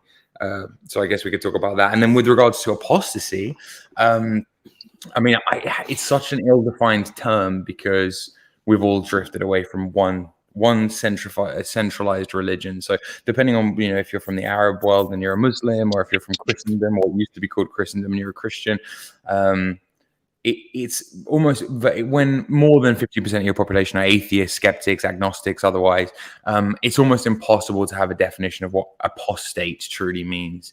In America, for example, even though I think it's still a very large percentage of the population that identifies as Christian, you've got numerous denominations and sects within that, right? So Baptists might consider Catholics heretics, Catholics might consider Orthodox heretic. You know what I mean? Like I don't think those two do, but it's, just as an example. So I don't think apostasy is even really a word. And can I just ask why? I suppose my question would be, why apostasy? What was it about apostasy that drew you to the subject? Sure. I think specifically we had a rescheduling of a debate topic. We do a lot of after shows for things like the wonderful modern day debate. And the topic was, should ex-Muslims be punished? And we didn't end up doing that, but the subject of just apostasy, deconversion, and how religious people handle. So, like, I'm not even a Muslim, for example, and I think that ex-Muslims should be punished. Not by me, but by the Ummah, that's a fantastic. by the Caliphate. I'm not an ex-Muslim, and I don't think ex-Muslims should be punished. So surprise that you don't think. Wait, why would they have to be punished? Well, this is the thing, isn't it? It really depends on your moral foundations. So it's like if you there's like 6 axes along which you can view something as moral, good, bad, evil, righteous, whatever. If you only have like 2 or 3 of those moral foundations, care, harm, justice, fairness, then a lot of these moral issues don't cross into the lines that you might feel morally perturbed by. The other 3, sanctity, purity, in-group, out-group preference, they're really, really important. I think this matter is obviously one to do with in-group, out-group, who you see as part of your group, and what's a betrayal from outside the group. Does that make sense, what I'm saying? No. Or am I off to... Well, do you mind if I just ask you some of the questions? Sure. We'll go into open conversation. Yeah. But I just want to ask... And welcome, Jord. Nice to yes, have you exactly. You. Welcome, and so glad to have both of our theists and Christian brothers on. You seem tonight. very reasonable so far. So. Well, I want to talk. We don't often talk about politics, and yet I think this is a good view into maybe my problem with some of the religious views. You say I really dislike some of the labels, like pro-life and pro-choice are both complicated words to me. And so I want to just go over what fundamentally makes a human abortion different than when God does it. Like, why is it immoral when a human does it and moral when God does it, would be my question for you. Oh, there's many things. If you have a sort of standard Christian theological framework, then there are many things that are wrong if you do them, but not if God does them. Again, if you have this moral value of care, harm, of cheating, of fairness, of justice, of balance, if you're liberal-minded, then you're going to see that as unfair, right? God can do something that I can't do. Why is it okay for God but not okay for me? If you have the values of purity and of sanctity, you're going to be like, well, that's the order, that's the hierarchy. God is at the top and I am at the bottom. So this is fun. This is fundamentally about moral framing. Everything we've discussed this. Where does that all come from? Does that come from God? I mean, it looks like it's genetically heritable. A lot of them, your morals seem to come from genetics. Why? I mean, and environment, of course, but why is it more moral when God performs an abortion, wipes out life, whether it's 1 week old developing in the womb or 1 month old? Why is that any less evil? Yeah, it's kind of a strange question. So, like, imagine, have you ever played the video game Red Dead Redemption? Yes. Okay, in that video game, which is it's an open world explorer game, and in there's an inbuilt morality system. You can do bad things like shoot people. You can do good things like save people from Indians or whatever, right? While you're running around the Wild West. If I created that game, Red Dead Redemption, and made you play it, it's kind of just a weird thing. Like, and at some point in that game, there was a scene where a baby died. And then you went, why is it immoral when I choose to shoot the baby versus the bit where as part of the game that was created, the baby died? It's just like you're asking two fundamentally different questions. You're a player in the world created by God, right? If you assume that God is that than which nothing greater can be conceived, right? The creator of the universe, then these moral questions that are questions within the universe don't really apply to God, something that by definition transcends the universe itself. Sounds like what you're saying is when the NPC does it, it's immoral, and when the player does it, it is moral. But it depends. Is the NPC tied to the morality system? Has the programmer, aka God, actually gone to the effort of tying the NPC, or does it not matter? Because the NPCs probably aren't going to be judged in the afterlife, are they? It's only the player characters that are going through. What is the game? What is life if not a test, right? A moral test. Do you see how postmodern you're becoming in trying to It would just be easier to be like, no, it is kind of dickish for God to kill everyone. Do you see how clean I wish that Will is? was here. It's only. Do you appreciate that it's only dickish from your perspective as a player? No, my perspective too. Wait a minute. If God does it, it's more. If God does it, it's moral. Is that right? I'm trying to understand. I think the morality of existence, and I think we agree that God transcends existing, right? No, we don't agree.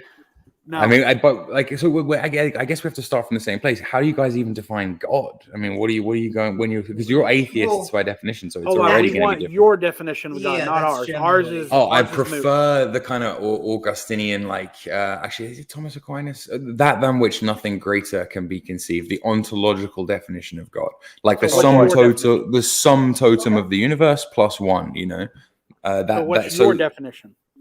Oh, that of all the possible, there's only about 6 philosophical definitions of God, and that of all of them is makes the most sense to me.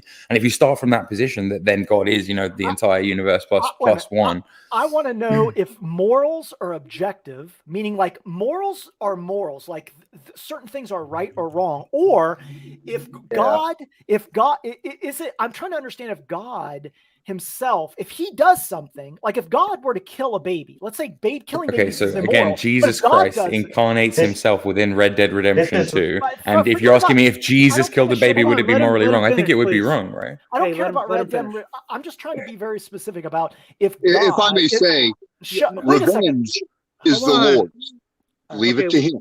We get it. I'm just trying to understand whether morals are objective or whether if God does it, it becomes moral. If God were to suddenly do something, anything that God does, the fact that he's doing it makes it moral. Is that here's the thing? There's 2 problems with your assumptions, right? One is that when God is bound by the same rules that we are, right? And 2, that we can even presume to know. So it's like this whole paradox of like, well, can God do an evil thing? Well, in my definition of God, God is omnipotent, omnibenevolent, and omnipresent. So he's everywhere, he knows everything, and he loves everyone, right? So can a being that is everywhere and loves everyone commit an act of evil? I mean, if he's all powerful, then yeah, by definition he can, right? Great. So is it immoral when God does it? I don't know. I just think that's a silly question. It's like trying to judge the morality mechanic in a video game. Well, it's like trying to. But I'm not the one that's actually saying that there is this God that where morals come from. I'm not saying that. I don't have that belief system. You're the one that has the belief system that God is the omnipotent, omnipresent. Sure, but at least I have a moral framework from which to derive an explanation for my morality. So where do you get your morality from, in your opinion? I'm a moral subjectivist. I believe that morals are well, you can oof all you want. You can oof all you want, but I mean, you're making a claim of which you can't really support. I'm saying that morals come from our societal understandings. We interact with each other and we develop morals from that. You can find societies that are separated from each other that consider certain things like cannibalism as moral. So why is it that their society considers that moral? Our society doesn't consider that moral. What is the deciding factor on that? We'll let him answer, and then we're going to get Soldier of God in here as well. Cannibalism is a fantastic example, right? You're not going to be wandering through Papua New Guinea and find a tribe that makes cannibalism a staple of their culture. And I'll tell you a very simple reason why. If they did, they would all eat each other out of existence. But it still can be moral. No, you're right. There will be within certain. There will be within certain cultures, right? Certain pretexts where if the tribe is trapped and there hasn't been this many harvests, and then somebody can eat somebody else as some sort of offering to some sort of sure. There maybe we can, but there are some moral universals that transcend time, transcend culture, transcend. And I think saying that morality is subjective opens up this really gnarly, like dangerous door into kind of. I'm a big believer in the slippery slope stuff. I have to say, I agree with you that there are a lot of philosophers, like 60-70% of philosophers are moral objectivists. I'm not a moral objectivist. I think I can make a decent argument for that, but I don't want to bog down the conversation. And I lean towards moral objectivism. Or at least I am somewhat a moderate position, as I am with everyone. From this moral subjective position, like where do you say? I mean, okay, so take Darwin, for example, right? Darwin believed that any species that was left to evolve long enough would develop some kind of social code, which it would consult in order to work out what the rules are. And he believed that intelligence sort of predicted this and led to this, but that every species and its environment would dictate the conditions differently.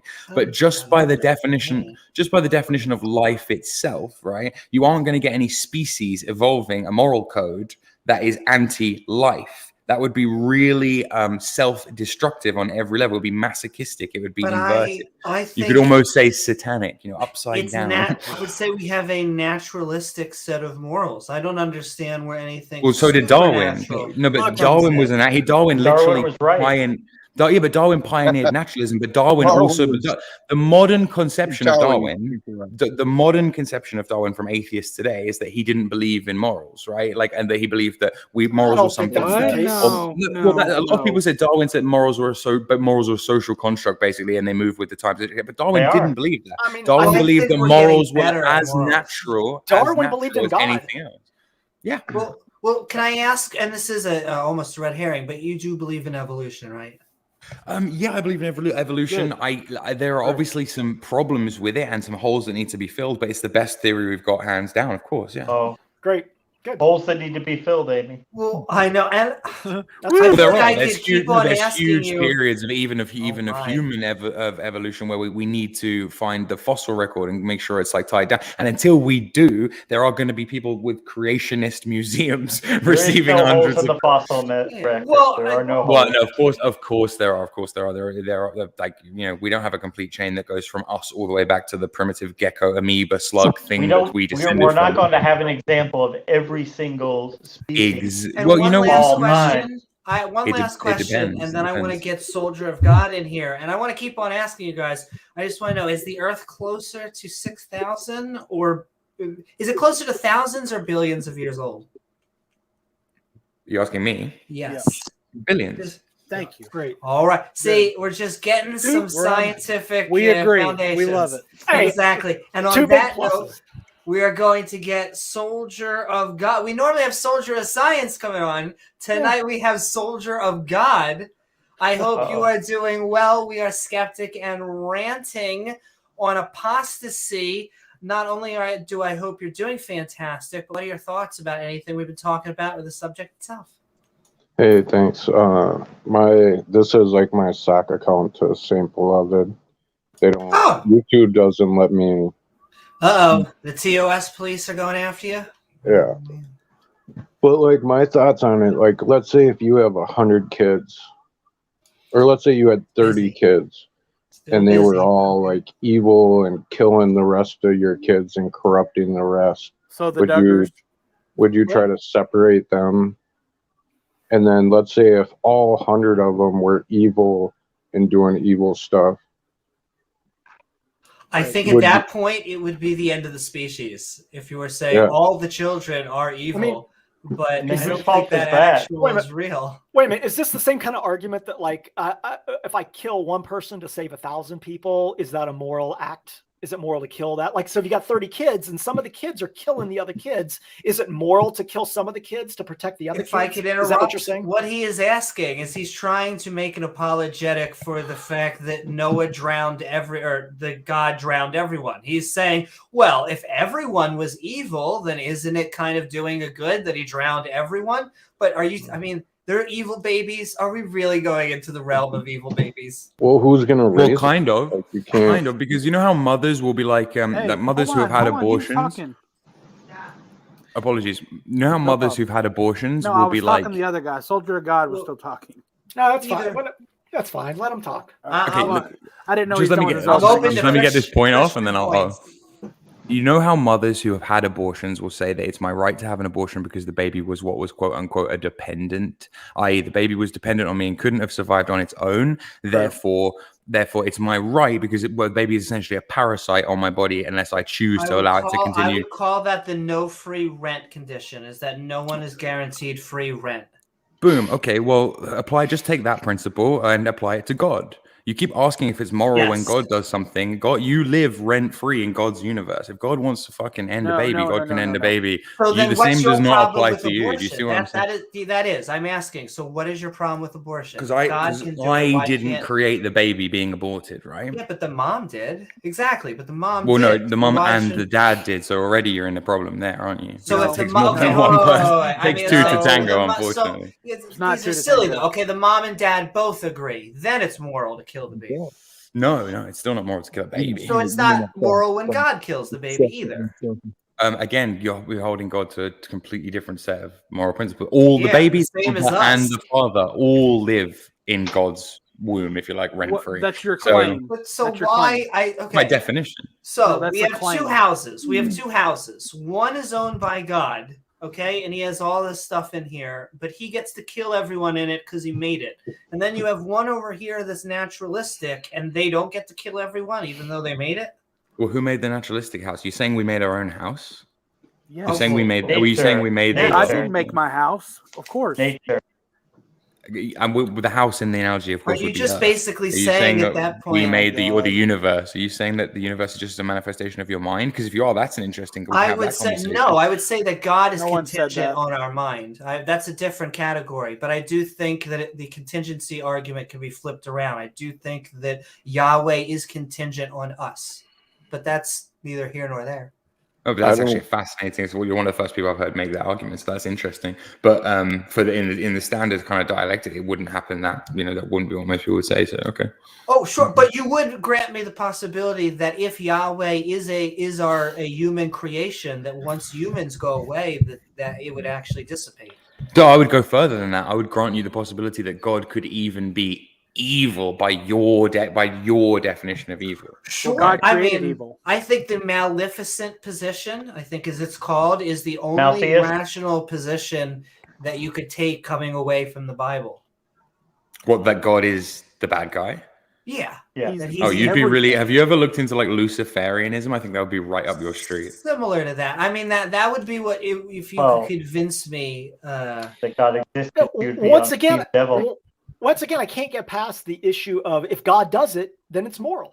If God kills a baby, then because he's God. Can you understand the concept of like if you're in the army and you do something bad? Is the Lord. Let him finish. Shut up, Wesley. Let this guy finish. Can you understand the concept of like if you're in everybody. if you get drafted into the army or you sign up for the army and you join the army and there is a set of rules that you are beholden to that a civilian is not beholden to. So you can understand you can understand the concept of somebody being part of something, being beholden to a moral framework, and somebody being not part of it. So really you're just pretending to be confused with this idea of like when he does it, it's wrong. But again, it's just care, harm, And fairness. I just want to say we're sending love, Wesley. It's getting spicy. Look, I'm not confused. I understand it, like that you're saying that God is outside He's feeling better, of Bert? that. He has knowledge and is external to our existence, and therefore he is not beholden to comply with those rules. But we're talking about like just if God, that's essentially supporting my position that if God does it, because he's outside of that, he can do that. That makes it okay for him. Yeah, well, let's assume for the sake of argument that go with the first analogy and say the world as we know it, the universe, Earth, whatever, is all just a giant, massively multiplayer online role-playing game designed to test you morally before you transcend into the next stage of life. Now, no, wait, hold on. Every fucking ancient religion had this in their thing of like your heart being weighed when you died, right? Of like right and wrong, good and evil. Oh, dude, I'm just saying, like, if you can fathom that as a concept, then it's very easy to see how the same rules don't apply to God. Well, I understand, but what we're talking about, like, essentially, what you're saying is that the morals are that they're somehow different for God. That really, like, killing a baby for us and killing a baby for him, the rules don't apply to God. This is the mafia boss argument. He's not. He's outside of those rules because he's created this universe. But he's not beholden to those rules. Correct. Exactly. Okay. So he's not beholden to the rule that killing babies is immoral. He's not beholden to that. Right. And just because you said he can kill a baby and it's okay because he's God. So I guess so. Yeah. So if God can do it, we can do it. That's what he's saying. No, I'm not. Yeah, but then that's the false equivalency. Yeah, then you're making a fallacy there, aren't you? As soon as you put yourself in the same position as because like I'm saying, when God does, I'm conceding to your point. When God does it, it's okay. When you do it, it's wrong. But you can't suddenly then jump to saying, well, I'm the same as God. Go and create a universe then. You know what I mean? It's like, but if we were able to create universes, you can do it in the metaverse. You can go build. Yes, it would make it more. There's nothing like go and. Do you think you killing a baby you made in the metaverse is really that wrong compared to you killing an actual baby? Yeah, but they're not real. They don't have feelings and life. If it's living and conscious and all of these other, I even think you could have eventually artificial consciousness, life, intelligence, all of these things. And We then have it's no going to idea where become a consciousness gray even area. comes from, let alone how to Well, replicate it. Oh, Well, Amy knows exactly don't what talk it to is. me, It comes from baby. a brain. You know that. It But doesn't come from God. I am going to get Richard in because I think he may be maybe a good middle ground to talk with. If not, we're going to. Before you do that, I just want to say I really appreciate Jord being here. I'm not trying to be argumentative. So Oh no, Julian, I'm really enjoying talking to you guys, and I appreciate the channel. It's a good. I've only been subbed for like a month or so, but it's good. Woo-hoo. And I'm sending love to all of our theist brothers and sisters on there. And Wesley, we're sending love out to you there as well. But Richard, what is up of Demolished Doctrine? We are skeptic and ranting on apostasy. Hope you're doing well. And what are your thoughts about the subject or anything we've been talking about tonight? Peace and respect to you all. I'm afraid that I don't know all your names, and I apologize. But Amy, I want you to know I still have our notes for our continued conversation. I haven't thrown them away. I just want you to know that. That was a great conversation. So far, it's been a lot of fun with you, and I really appreciate your brain. I really do. Okay, so what are we talking about? Do we have to be talking about is that your brain? You keep it over there on the side table? That's right. That's my little squishy brain. I have a neuron down there somewhere. Do you? A neuron. Just one. A single one. Well, it's going to be one of the biggest neurons ever, which means that the living organism it came from is stupid or huge. Okay, that's really a big neuron. That's a big neuron, Amy. That's what she said. We're on the right channel, folks. Not to me. So was everything just before I was backstage, was everything was being said, was that divine command theory? Is that it? He's God, thereby he's right. Yep. Pretty much. Correct. Sounds like Will. Yep. Peace and respect, Randolph Richardson. Yeah. Hey, Randolph. Smart dude. He's a great guy, isn't he? Okay, so I'll make an assertion for you guys to challenge if you want something you've never heard before. And I know that's weird, right? Just say you've never heard God? This, and it's already weird. Yeah, in favor of God. Yeah. All right, cool. So here's my argument. I'll do this in 3 minutes or less. That's what I said. I mean, but I'll do it. I don't know what happened with you. I don't know. So if you wrote a letter, right, and several times in the letter, as I found it by accident, it wasn't intended for me. I read it, and you keep referring to back seat of 57 Chevy, right? And apparently whoever's supposed to read it would know what that meant. But I keep assuming it's some kind of sexual act, right? Then I would be reading it a certain way, right? But then at the end of the letter, if you qualified that by the time, meaning the time you laughed so hard you wet your Levi's, and that's what that occurrence meant. It didn't mean something sexual at all, just a point of embarrassment. Then I'd have to go back and correct everything that I thought you meant before that, right? Or my brain would have to adjust, and that's fair. Now, what if I chose if I chose to ignore your definition of context or colloquial usage of the phrase backseat of 57 Chevy, then aren't I being dishonest? And here's my point in bringing all that up. First of all, it's really easy for you to agree to, right?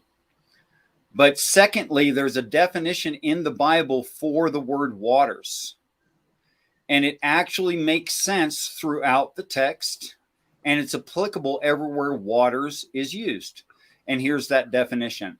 These waters that you have seen are, not like, are peoples, multitudes, nations, and tongues. What are the implications of that? When the word waters is used, it means a large group of beings. All right.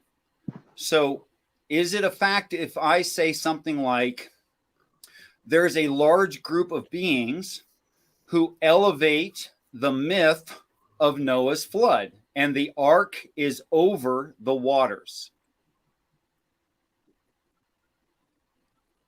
Is that a fair statement? Well, you know that Christianity exists, and they elevate the story of Noah's ark. Thereby, the ark is lifted up on the waters. This is a prime example of why I take umbrance with lots of religious like biblical I'll say the Bible or religious texts, because they can be interpreted in any such way. It seems like you're just making some Isn't that a interpretation. severe straw man considering what I just spoke about? No, I think it's I have actually, no I don't idea think what it's you're a severe speaking straw man, because you're making some associations with waters being individuals or beings. It Large group seems of like beings. it seems like water is water. If it was not, water is not water in the Bible. It's something else. Okay, so when I gave the example of 57 Chevy, what was your Right. objection? What was my objection when you said that you were reading a letter that wasn't meant for you, and when you read it, there was the 57 Chevy, and you interpreted it as 57 Chevy because that's your understanding of it, but it was meant as something else. How do I explain No, that's not that? what I'd said, if you don't mind. Okay, cool. How did I? What I said was the expression backseat of 57 Chevy means I wet my pants. Okay, so it doesn't mean backseat of 57 Chevy, a car. It means something else. And you did. No, and you, it did happen in the backseat of a 57 Chevy. I'm confused. I But thought it's referring to a certain event. Yeah. And then that event, even though I assumed it meant sex, it identifies what the event is. It specifies the usage of the phrase. And you didn't have an objection when I gave that. Why didn't you have an objection? Well, maybe I didn't understand the way that you are articulating yourself. I'm lost. Are you talking about you're reading something and you think that you read words that mean X, but they don't mean X. They mean something else. Is that right, or am I wrong? Okay. Well, okay. I haven't said enough things for your particular brain. Let me say a little bit more. It won't take very long. Okay. We all have different brains, man. That's just how it is. Absolutely. I agree with you on that. Okay. So let's say I use the F-bomb. Is that always an offer of sexual intercourse? No. Isn't it definitionally sexual intercourse? No. What? It is no. You can be interpreted in different ways. The word fuck can be used in different ways. What? It can one of. Go ahead. Sorry, Jason. No, it's fine. I'm just saying that the etymology of the word has a basis in that, but it has derivations. Okay. There are different ways of using the word fuck Exactly. that don't relate to sex. Okay, right? so the definition is not the colloquial usage always. A definition. Yeah, There's yeah. multiple definitions. It's fine. Okay, That's so fine. if you identify F-bomb, if you use the F-bomb, right, and you identify it as I like you, how can I refute that if that's the way you meant it? Well, I mean, look, we're talking about language. The only way language works is if we all have some commonality in terms of the understandings of words and phrases. And that certainly over time, words and phrases have different meanings. The cultures take on different meanings for words that meant one thing at one time that means something at another. But Absolutely. But if you say something and you say, I'm going to do X, Y, and Z, but the words that you're using don't make any sense to somebody else because you're using them the way that I don't know. You say, I'm going to go to the tree, but going to the tree is going to the bathroom, and nobody knows what going to the tree is. Right. Well, we're in a quandary because nobody understands. Nobody's going to understand. What if you say after saying several times, I'm going to go to the tree? What if you identify it and say it's the tree that you pee on? So what? Okay. So you say, so how can I refuse your definition of the phrase that you're using? I'm going to go to the tree. How do I refuse that as I'm going to go take a leak? I can't refuse your definition, but it's nonsensical in terms of my understanding. I don't understand it unless you explain it to me more. Exactly. So who's going to explain that the waters mean beings? How do you're just coming up with that? We have no way of knowing. In the book of Revelation, it directly says these waters that you have seen are peoples, multitudes, nations, and tongues. It says it.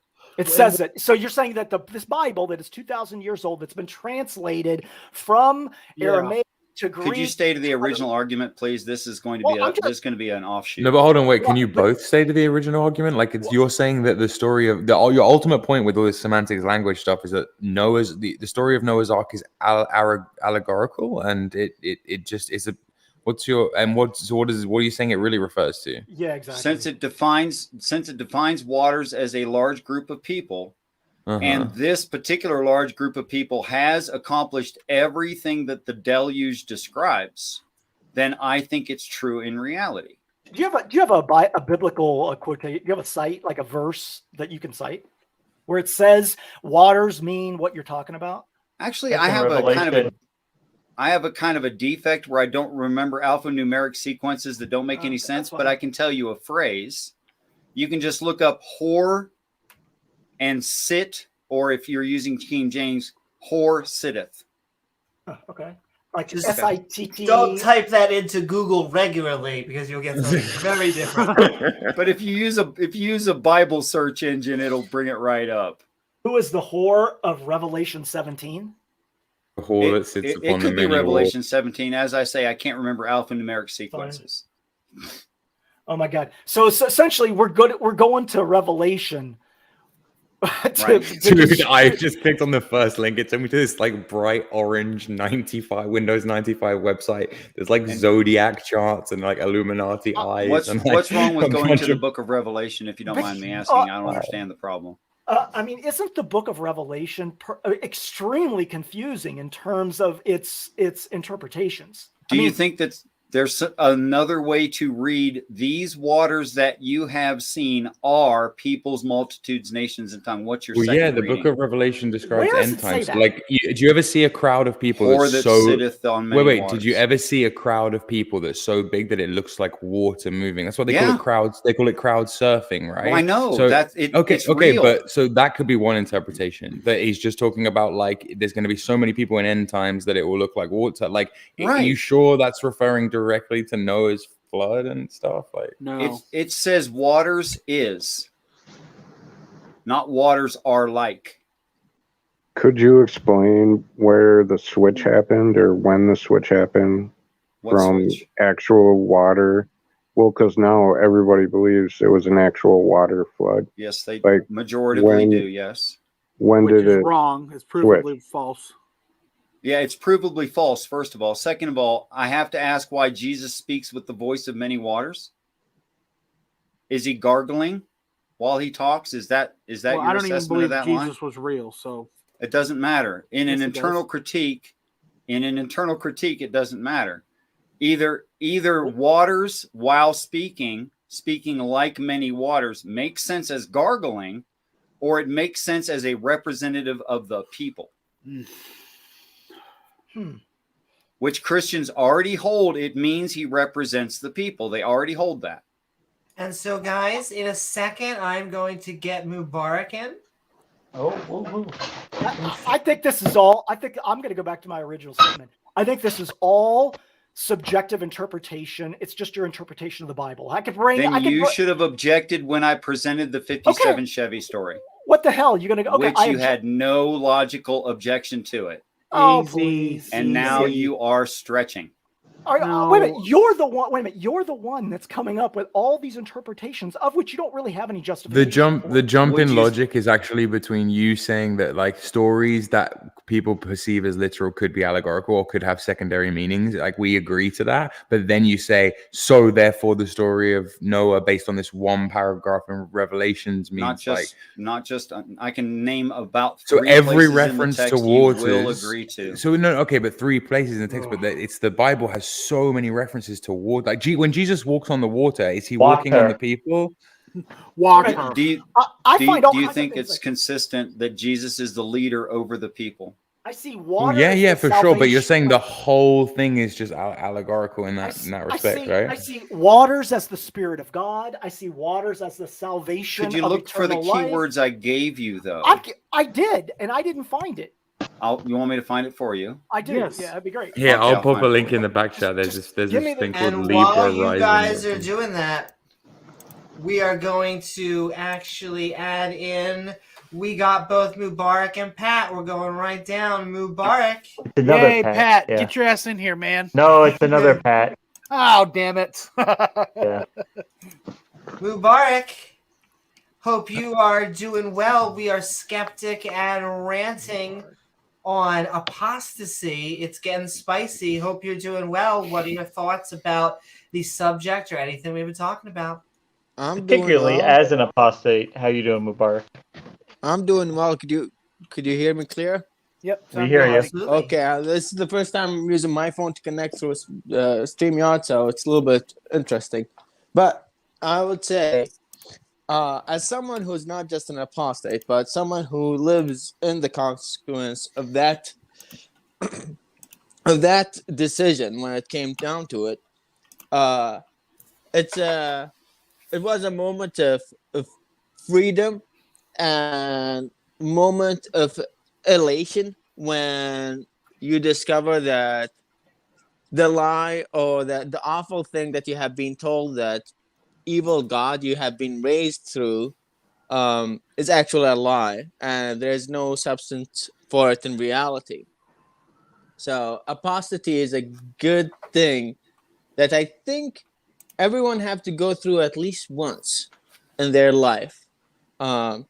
Just if you don't want to, if you go back to your beliefs or whatever, it's up to you. You are free to do what you will, but I think it's an interesting way to look at your life the moment you become the opposite side. It's really interesting to see the difference. Freedom of thought, Exactly. freedom of belief. Yeah. Getting your mind back. Mm-hmm. And I saw a lot of argument here about the morality, especially, and how it's could God do an evil thing or whatever. And I think the fact that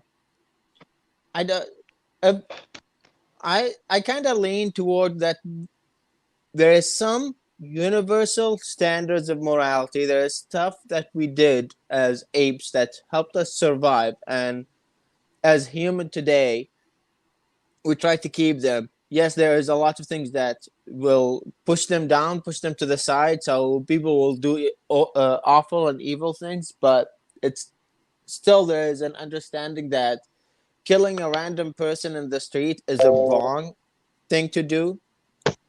And even like in most society, you don't go to someone just like kill them.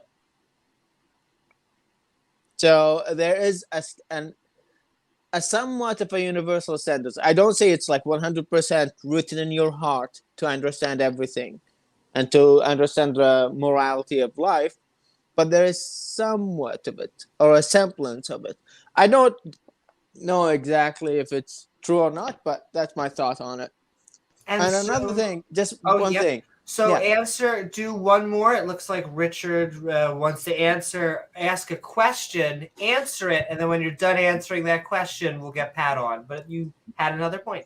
Okay, just my second point is, in my own humble opinion, the original morality doesn't matter if it's subjective or objective. For me, if you act upon it, that's what you do. If you be a good human being, that's what matters.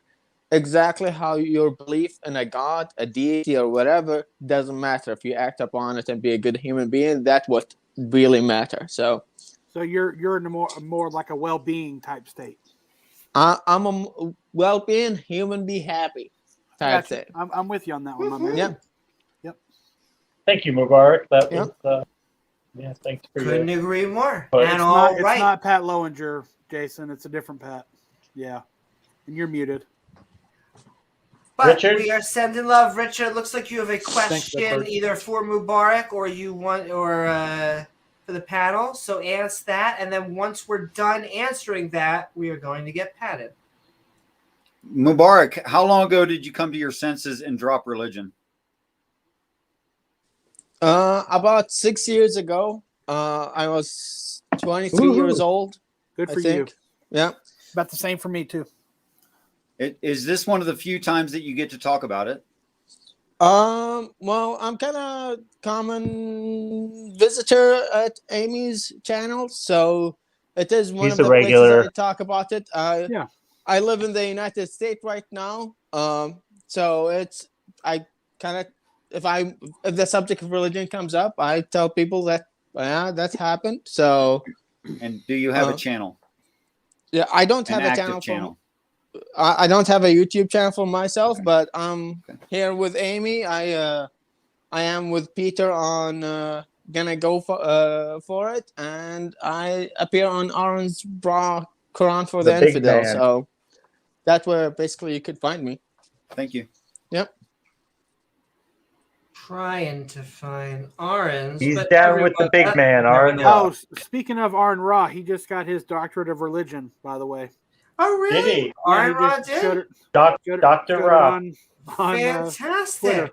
Congratulations to Aaron Ra. A Yep. much better experience than the first take if you read in the Bible where he just died. Yep. But yes, we got Pat and we got Randolph Richardson backstage. We are moving right down the line.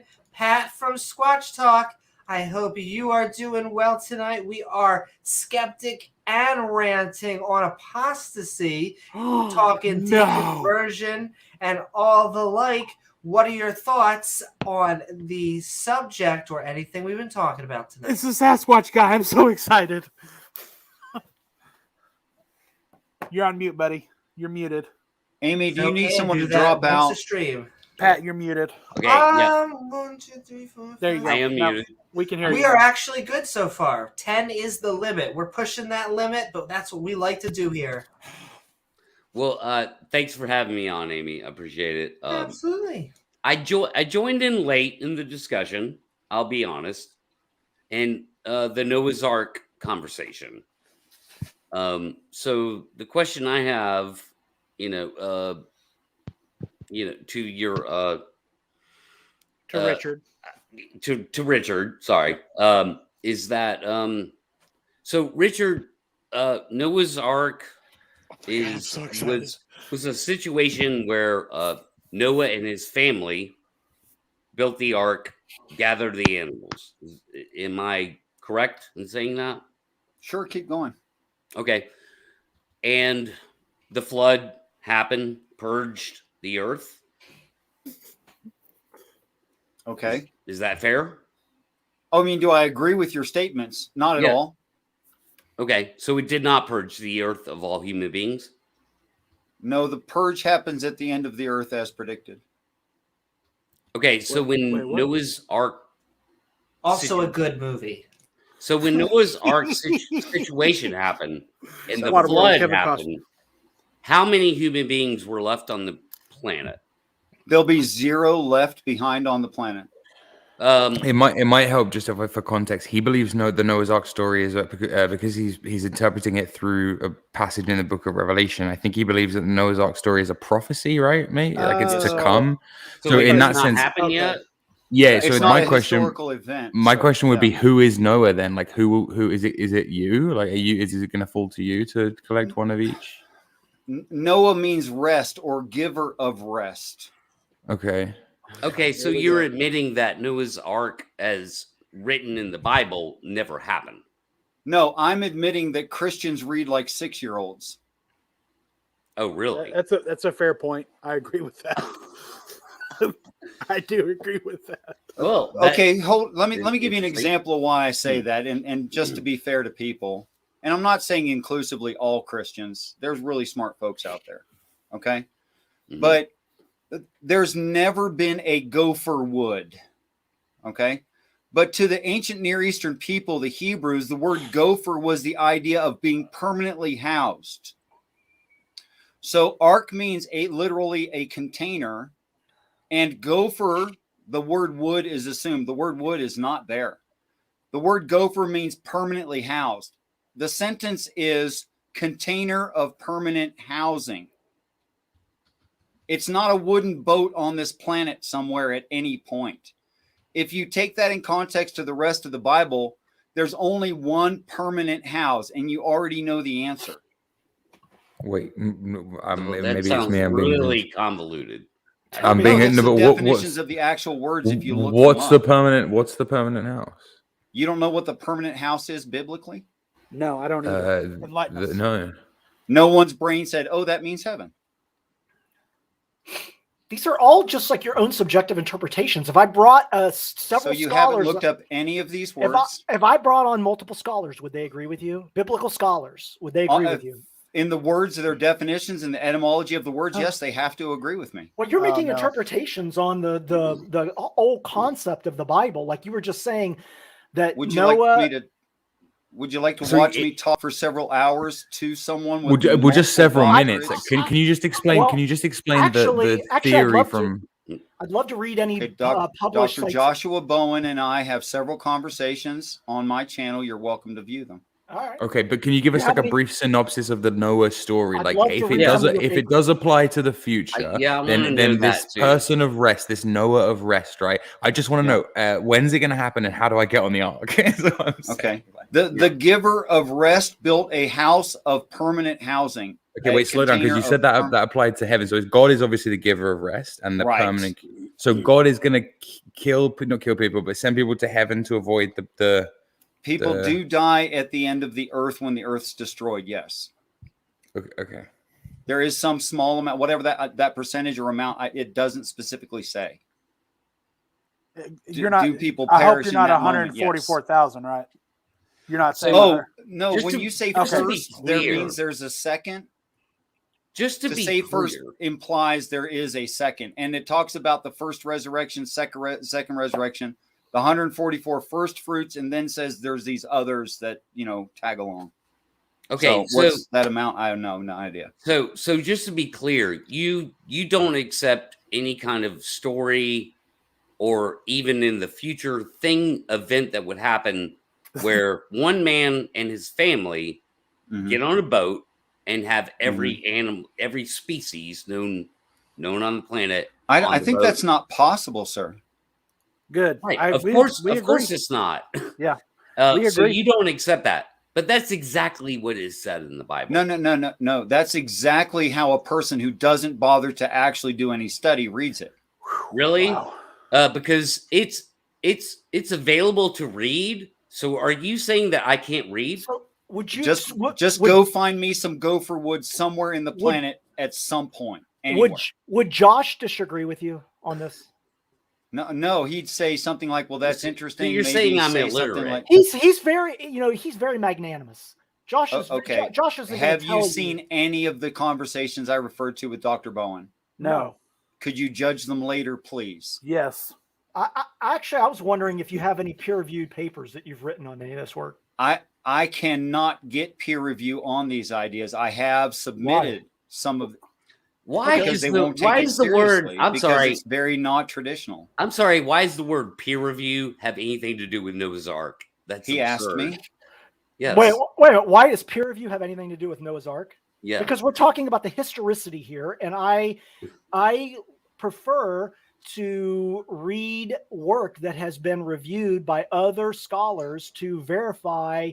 As opposed to just reading some quackpot thing that somebody put out on the internet, I prefer to read something that has been verified by others in their discipline. Richard, you're going to have the last word, but then we're going to get Randolph in. Wait, why is that so confusing, Pat? Yeah. Why does peer review get your panties in a bunch or something? I don't know. I've been trying to submit for peer review, actually. Okay. Can you put a link in the back chat to this cross names? I think for a second. It's a simple, a very simple question. Like, why would peer review ever have anything to do with Noah's Ark?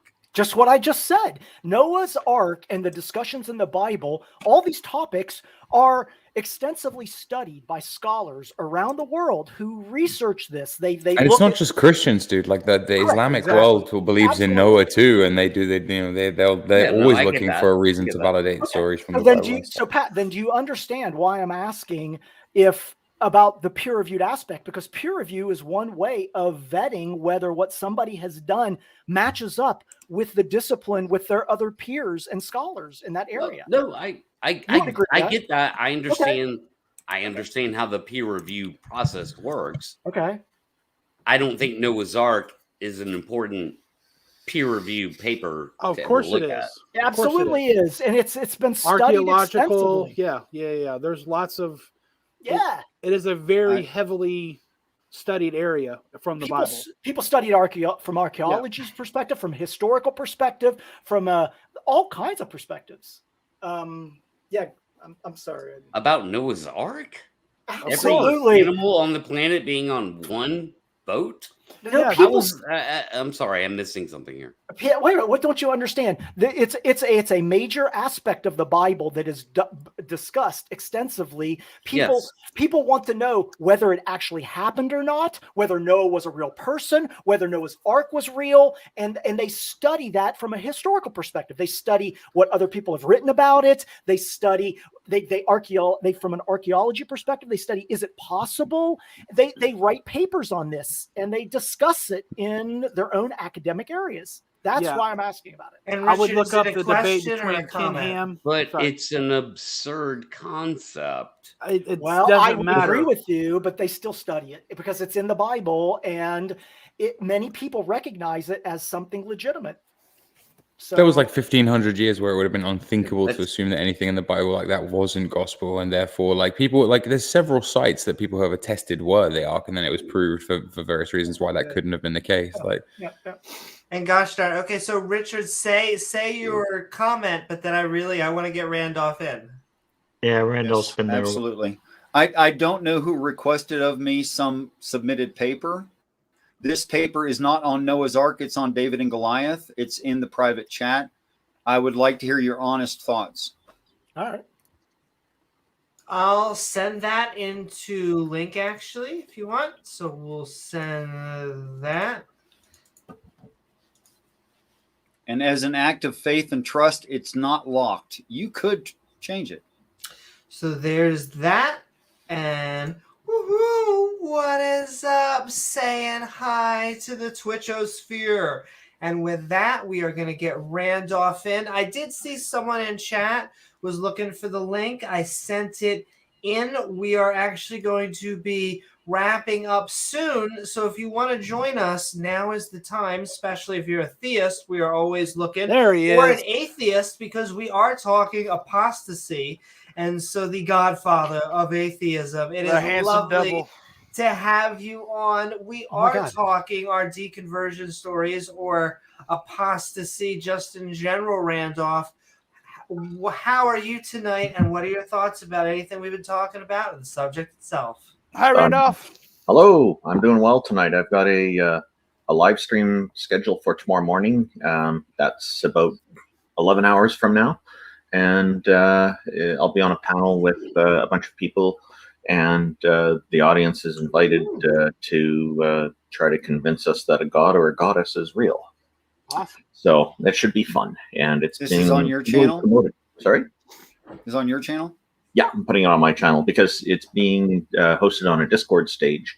And I asked for the okay to go ahead and put it live on my YouTube channel so that people who aren't on Discord can also enjoy it. So it should be interesting. Yes, I'm quite happy with the panel that's there. So yeah, I'll you can just link people to my channel later. Amy, thanks. The apostasy stuff. When I was debating with Nadir Ahmed, a Muslim on Modern Day Debate in December of 2021. Good debate, by the way. Oh, thanks. Yeah, I appreciate that. I'm getting a lot of feedback from people on it, and most people seem to enjoy it, which was quite good to hear. I told him about something that I heard Sam Harris talking about a while ago. I'm still trying to find the Pew Research Group study on it. For some reason, I've not been able to find it, but I believe Sam Harris was talking about it correctly. He said that Pew Research Group did a statistically significant study. They talked to Muslims in many Muslim-controlled regimes around the world, and also in other countries. And they interviewed a lot of people for this, and they found that approximately 65% of the respondents were favoring death penalty for apostasy.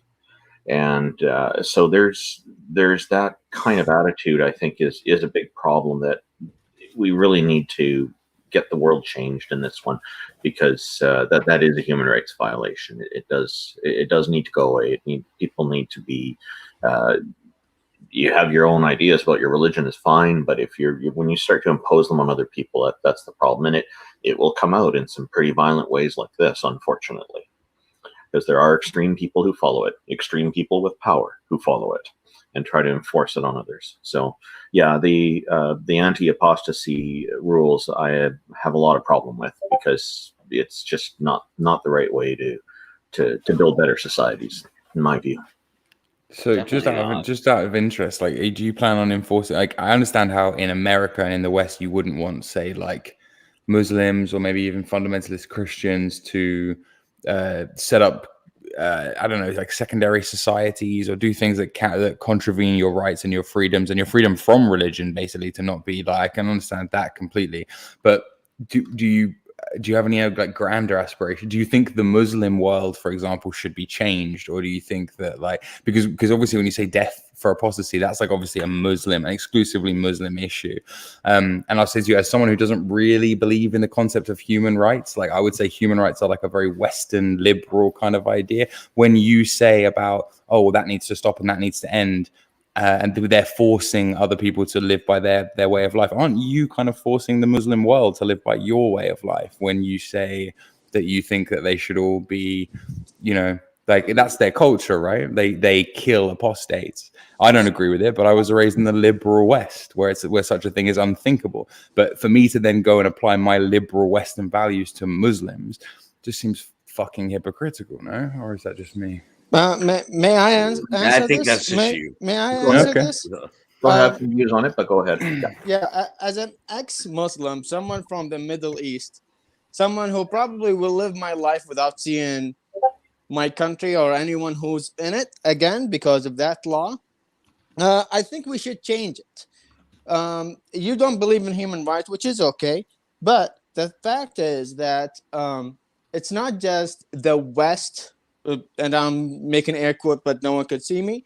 The West could enforce their opinion. Is the fact that the younger generation who are not dogmatic in their beliefs think that we should give human rights, should people with different belief, different, I don't know, sexual orientation, gender, whatever. Yeah, they're going through in the Middle East right now what we were doing in the 60s, right? There's like a countercultural revolution. Young people are a lot more atheistic. They want to rebel against it. Yeah, it's cool. But they got these ideas from the West, going over there, bombing the shit out of them and building McDonald's. Like, we're fucking with the Middle East. You've been psyoped by the CIA, my man. I'm sorry. You should go back home and become a good Muslim, you know? No. I will tell you why it's not, because the apostasy and the fact that there is previous generation, even in the golden age of Islam, where there's people who have been known to be apostate and they argued against their religion. So it's something human dealt with. But if people like you leave Islam, Islam will never have another golden age of science and mathematics. The West will have more golden ages because all the good people like you will come over here. But shouldn't you stay and reform Islam and, you know, change it for the way you would like to change? Aren't they your people? Here's the thing. Here's the thing. Is my life in danger when I go back home?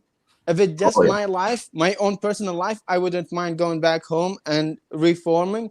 But the moment I become an activist in Saudi Arabia and become a reformist of any sort, it's not just my life, it's the entire family, extended family. So it's more than just one thing. And we're not of course, but in the West, Islam, where we have these ideas of liberalism, where we generations of people literally died fighting in the kind of revolutions you're talking about, so we could have these freedoms and stuff. Like the Muslim world needs to take time to catch up. It needs reformations and enlightenments of its own, right? You can't force these things on. You can't force these things on entire culture, because they may need time to catch up. But the people who are suffering under oppression and not having their freedoms. Your definition of oppression. One man's freedom is another man's terrorism. You know, they can't wait. They need that freedom now, because have you seen the meme of the woman walking down the beach in the bikini?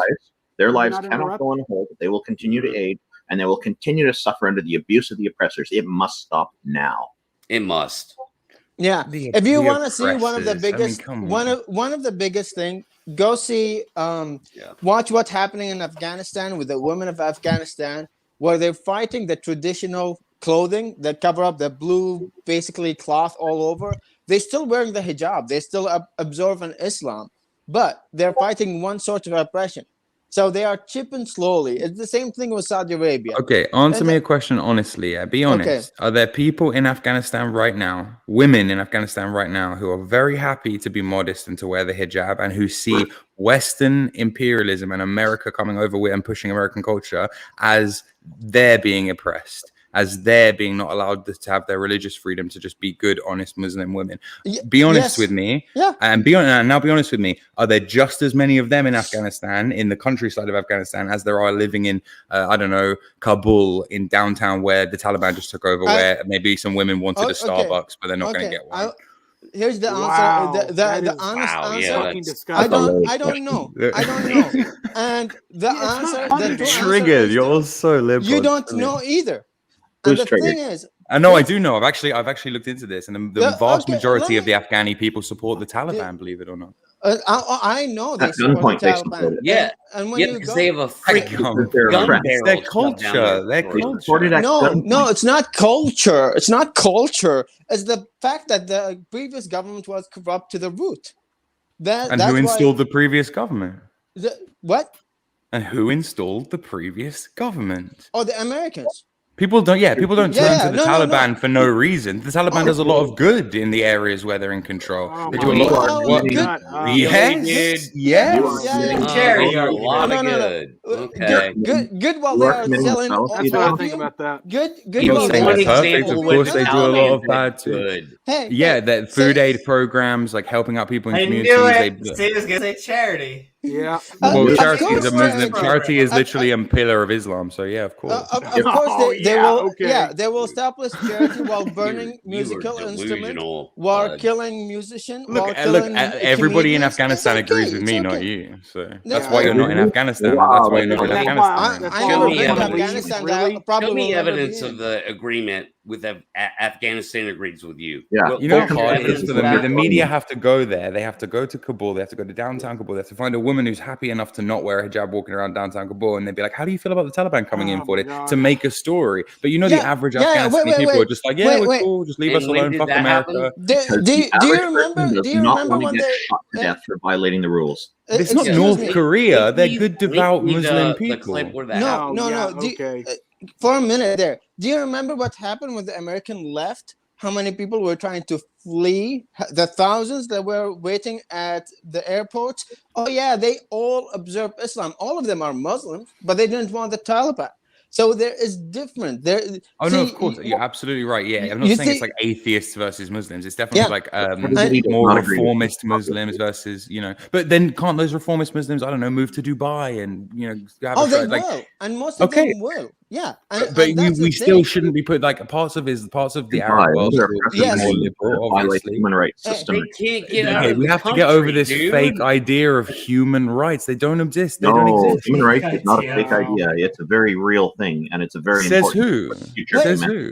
Human rights do not exist, but objective morality does. But it's really not. Tell people in North Korea right now, living under the boot of the Kim family, that they have human rights. You say human rights are what can they do about it? Whoa. That is disingenuous. Okay, but I'm sorry, I'm just so confused. Rights are a God-given. Rights are a God-given concept. They're not God-given. They're powerless. Of course they are. You guys are atheists. How do you even believe in rights? It's crazy. You don't know what I am. Wait.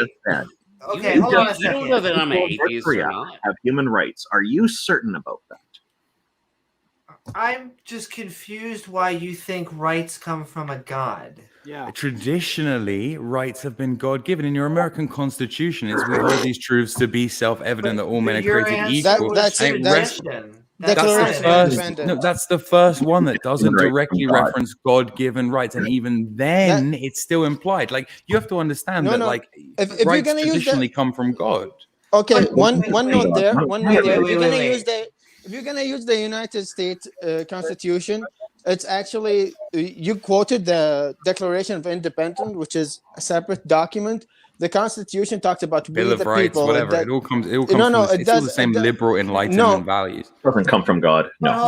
The Constitution doesn't mention God. It talks about we the people. Doesn't say anything about. Yeah, I told you that's the first But one I that didn't do it. asked- But I asked traditionally, rights come why. from the state. The state gets its power from the monarch, and the monarch gets their power from God. These aren't just like pulled out of thin air. It's a complex negotiation But and an I emergent asked- system No, between groups of whoa, people. BS. We're sovereign. I call BS on that. Me too. Rights do not come from the state. They come from. You could say God. People can say God if they want, but No, you I are disagree. naturally I don't. born free into this world. Says who?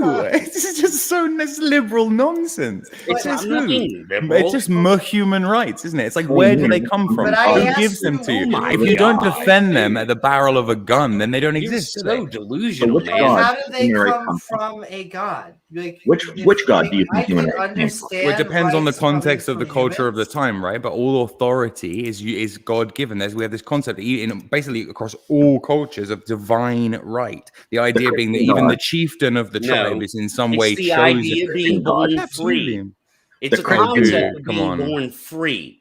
Okay, It the doesn't idea of matter if you freedom is a include God really or not. new idea, and it comes from the liberal enlightenment. It comes from thinkers like David Hume. It comes. This is a really, it's very individualism, and yeah, sure, America is founded on this. But even the guys who founded America were like deists. Like it was inconceivable to them that there wasn't a creator who made the world. Like it's like this idea of liberal I'm an human rights. individual. That No. you can Correct. go to Papua New Guinea, where people literally eat each other as part of their culture, as you were talking about earlier, and you can go to them and say, "No, sorry guys, we're doing human rights now. McDonald's is going over there. You're not allowed to do this. What Gay the marriage hell are for you everyone." talking about? Like What road are you going down I right would now? like different to just places have different cultures I would and just like to different have a values one-on-one. and different traditions, and that's beautiful.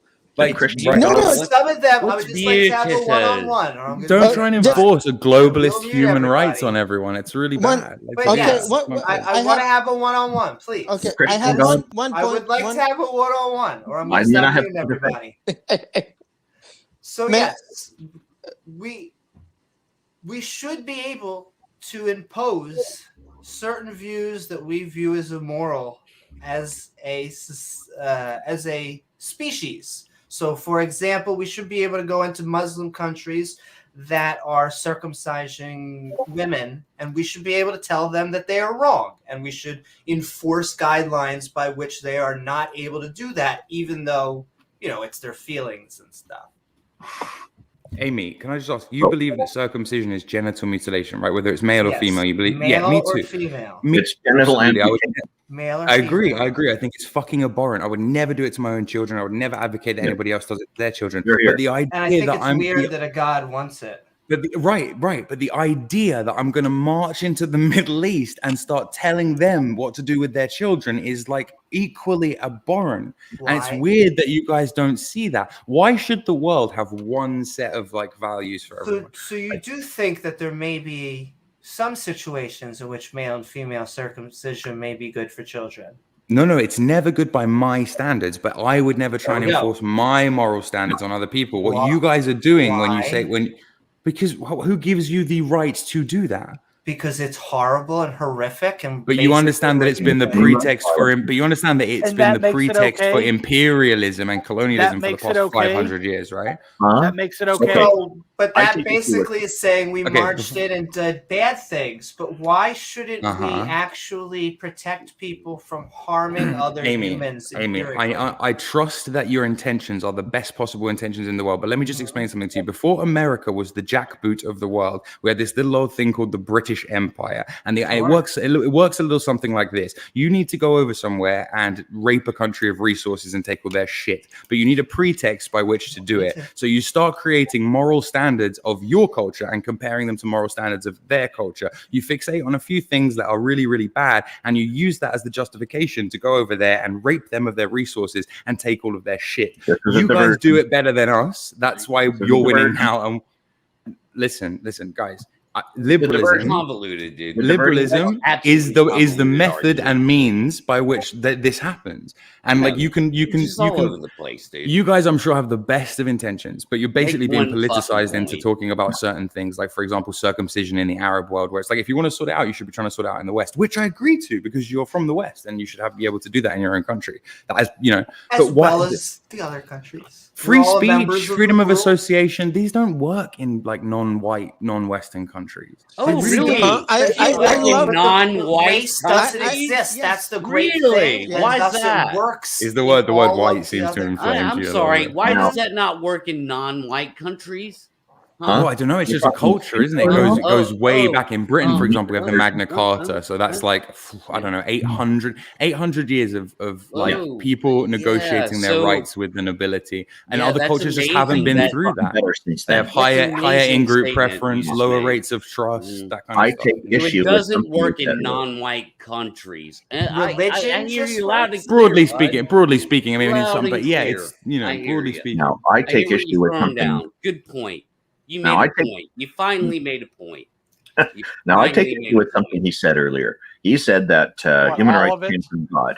Now, the big religions, we got Christianity and Islam. Both of those gods have edicts for killing people who do not believe in them, not follow that religion.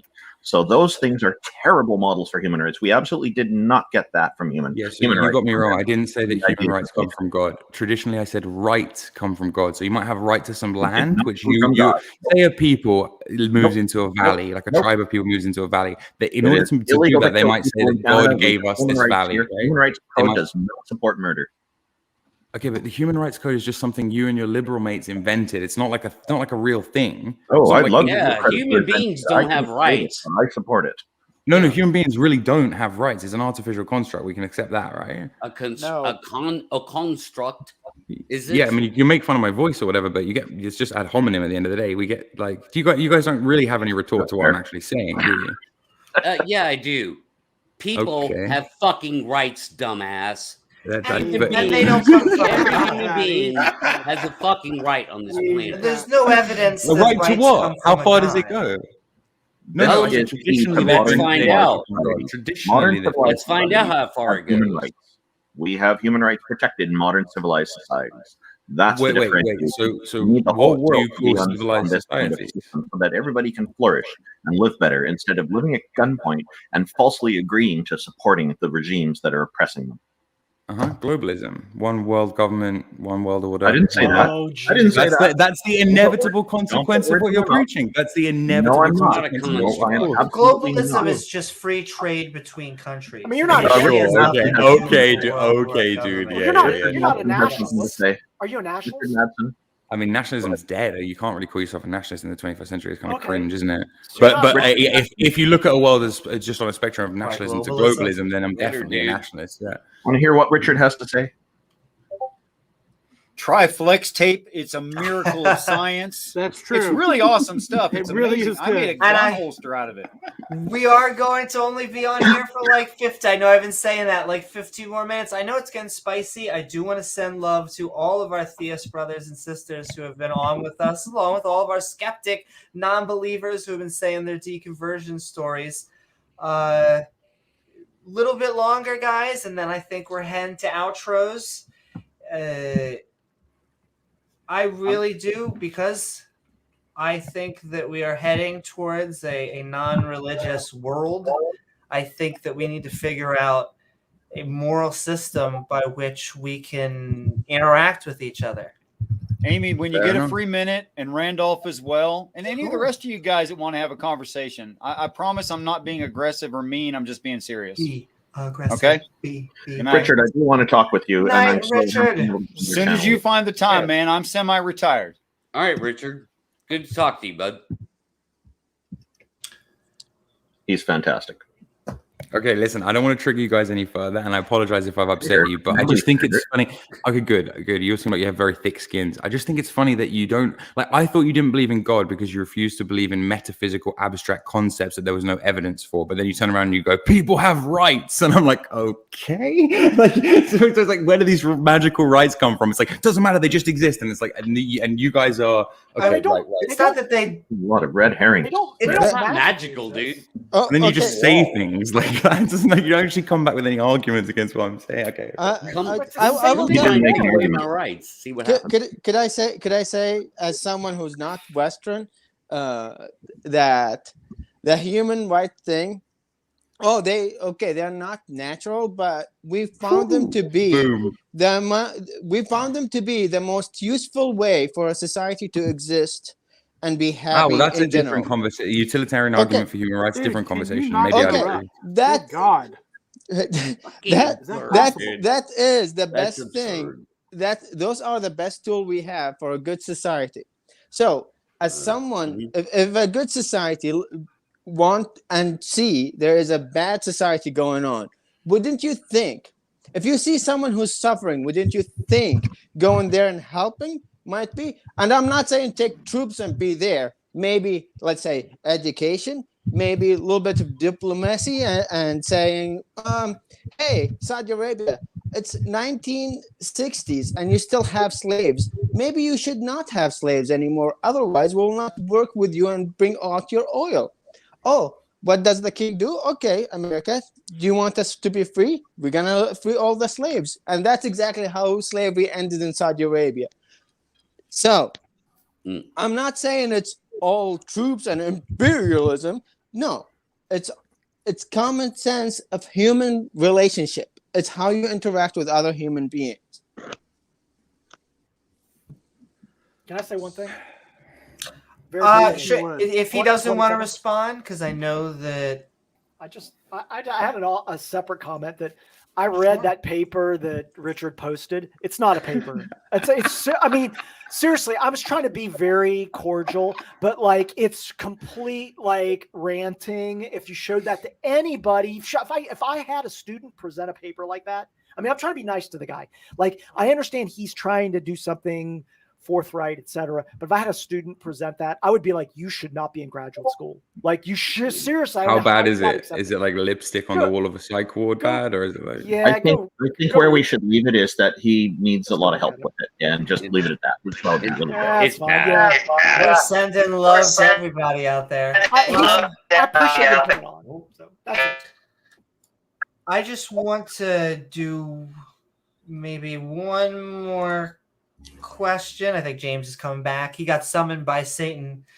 Sounded like it. Let's just think about a right for a second. Like the right to party.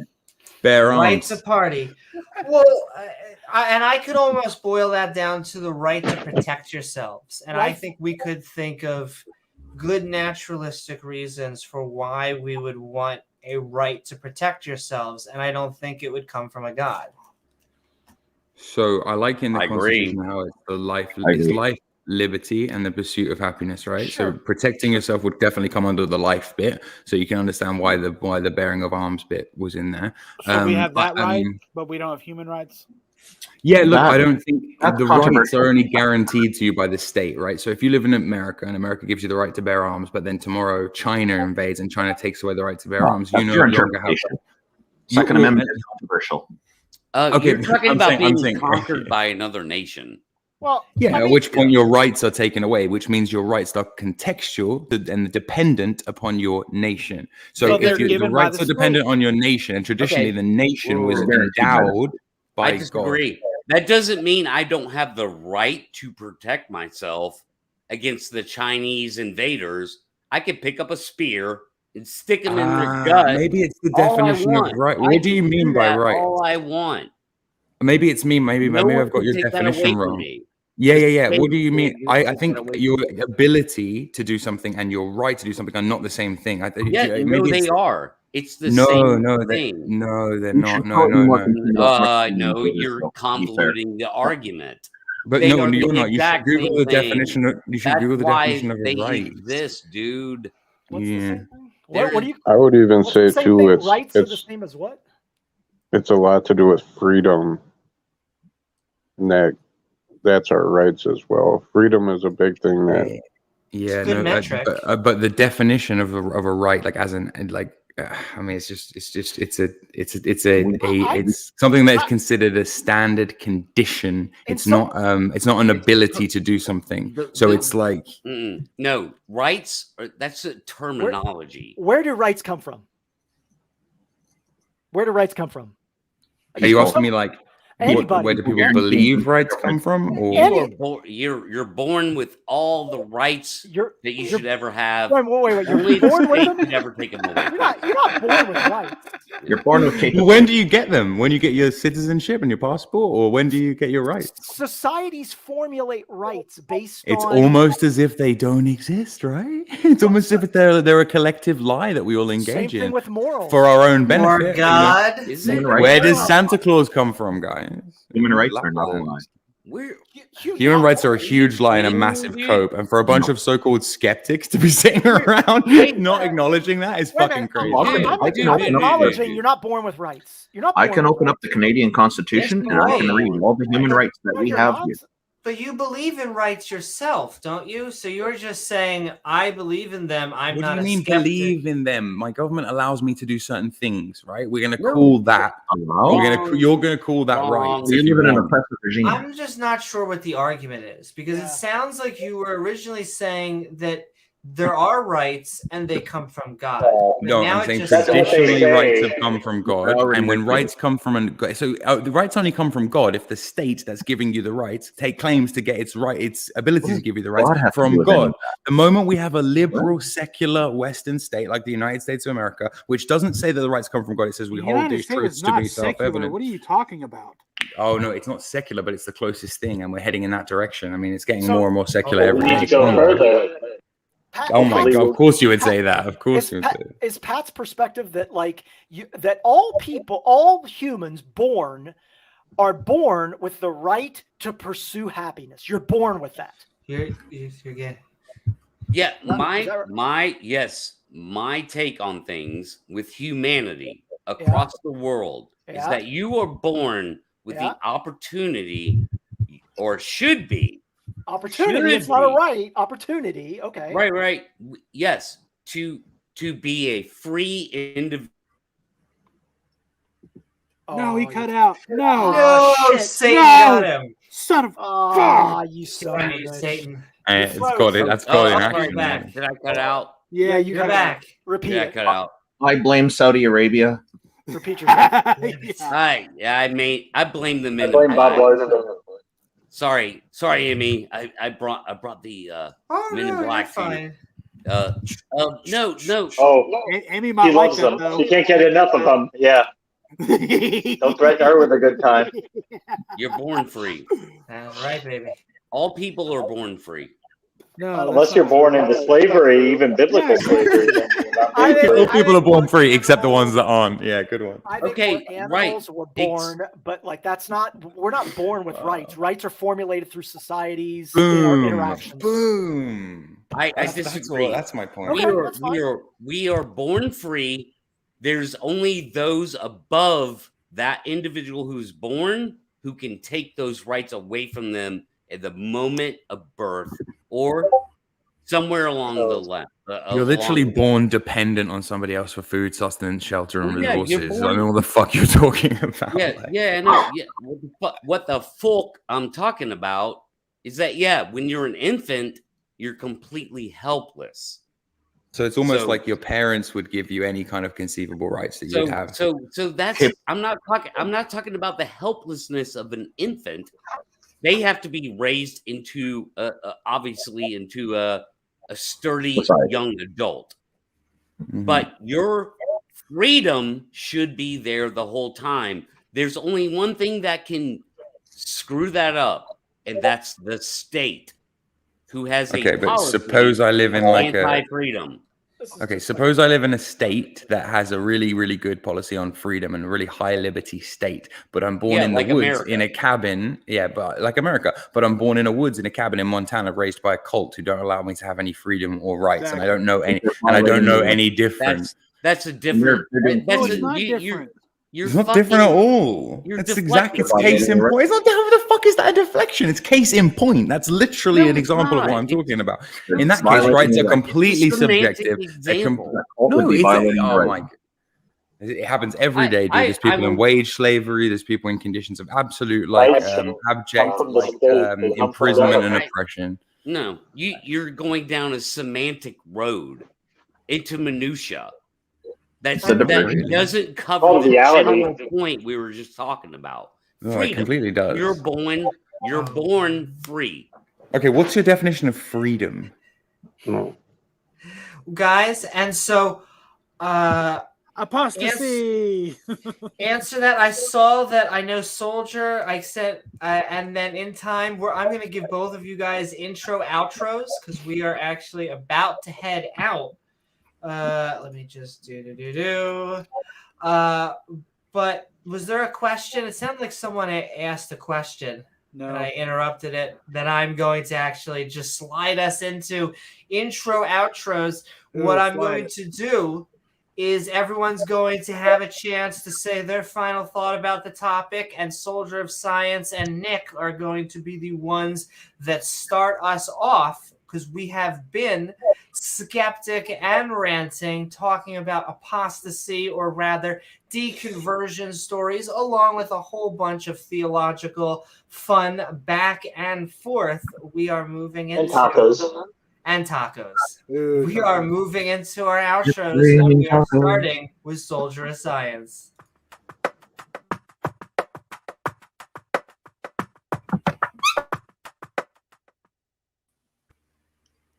Hi guys, you know what? I just wanted to join real quick. I started listening when the British gentleman started talking about Afghanistan. His name is Jord. What's his name? Jord, I believe. Jord. So when Jord was talking about Afghanistan and the Taliban, and I would retort that you know nothing. You know nothing about the history of Afghanistan if you claim that. If you looked at the late '60s, Afghanistan was actually flourishing in music. So was Pakistan. They had groups that were very similar to the West, and it wasn't until communism started to become a threat throughout the world, and it looked like 1970s Western society. Yeah. Especially in Afghanistan, communism took over. But then after that, there was a rebound and local armies started to fight. Those local armies were at first very highly favored until they started wiping out Afghanistan. Taliban came in as a product, if you will, of the communism, taking over Afghanistan. And they absolutely hated the Taliban. And the Taliban was conquered in, I believe, 2001 or whatever the case. So I would suggest to you, you go look up any documentary, and there's a great one done by 3 generations of women, some of them who were in power in Afghanistan as elected officials, and find out how Afghanistan really feels about the Taliban, because everything you said about them wanting the Taliban to take over is absolutely wrong. So that's probably the only thing I really wanted to jump in here and say is that go learn your history. Go learn your history about Afghanistan, and I'll finally say that and not the Saudi version. Okay, so your comment about, you know what, we have no right, and I semi-agree with you on this. We have no right to go into a different culture and impose our own will.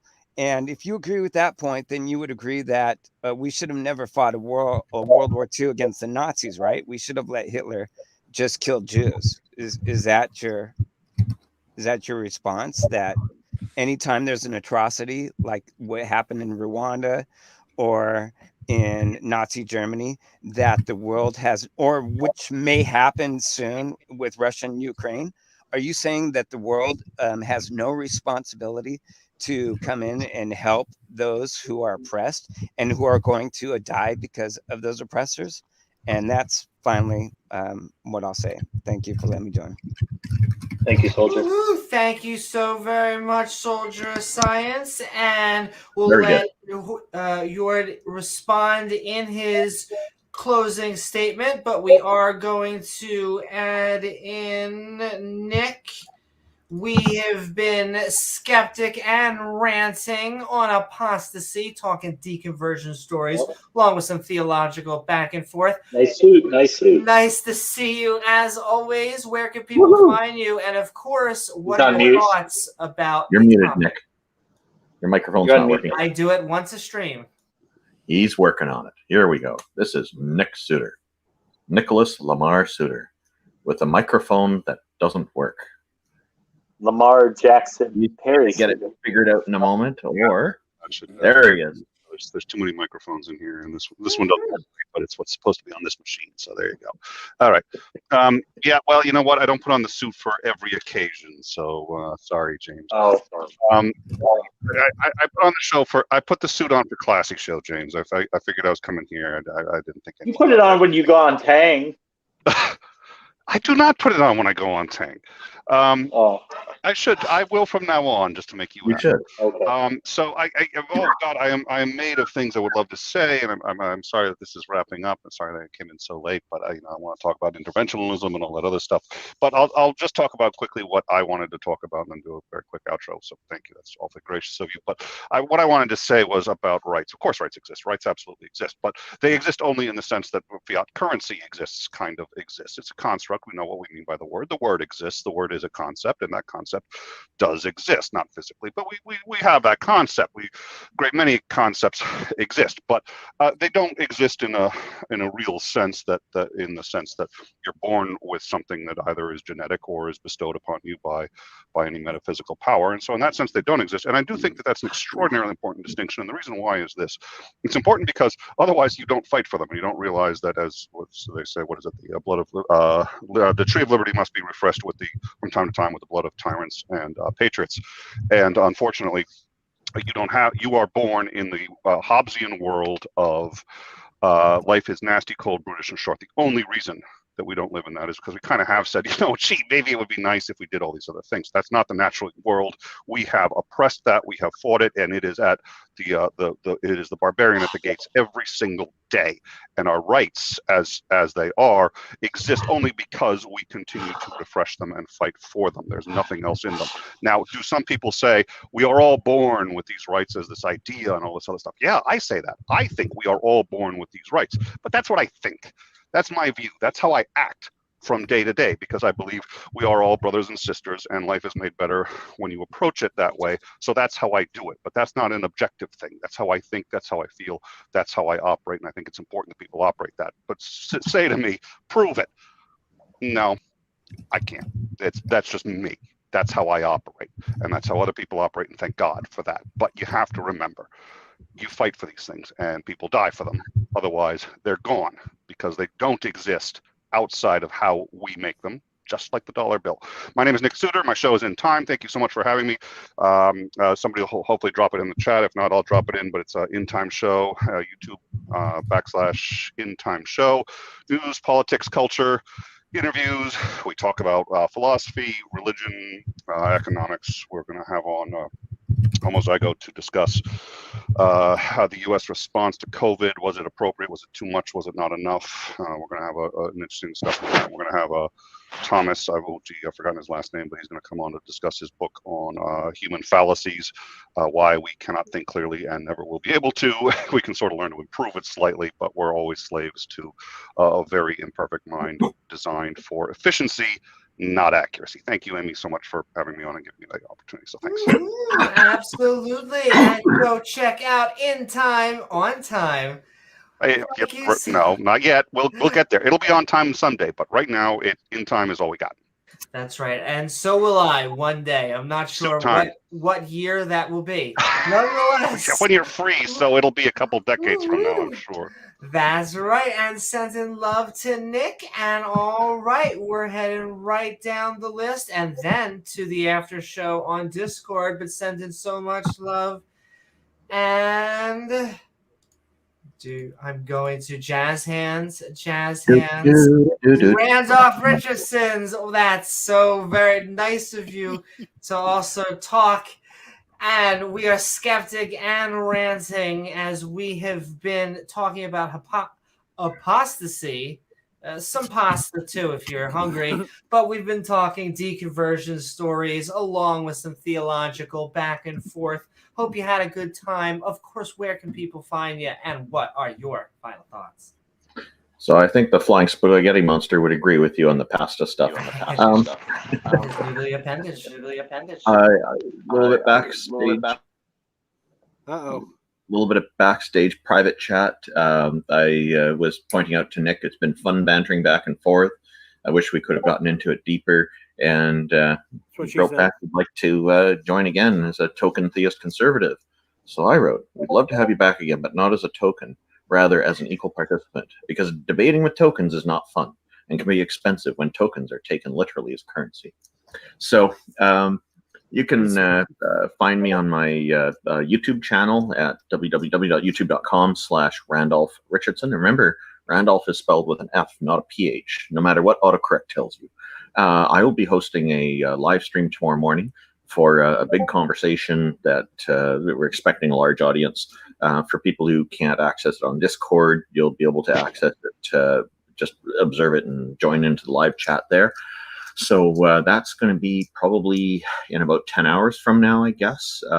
It's at 8 a.m. Pacific time.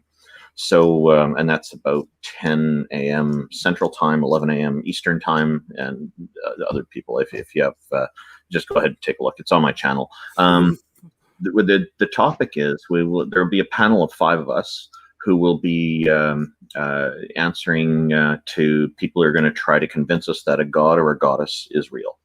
So it should be a lot of fun, I hope. I'm looking forward to it. I'm very happy with who's on the panel.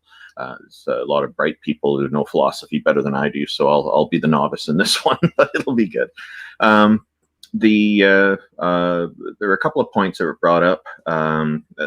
There's this issue about going into another culture to change it. If that other culture is defective and is oppressing people and harming people, then yeah, it needs to be fixed. Our ideas on freedom are superior.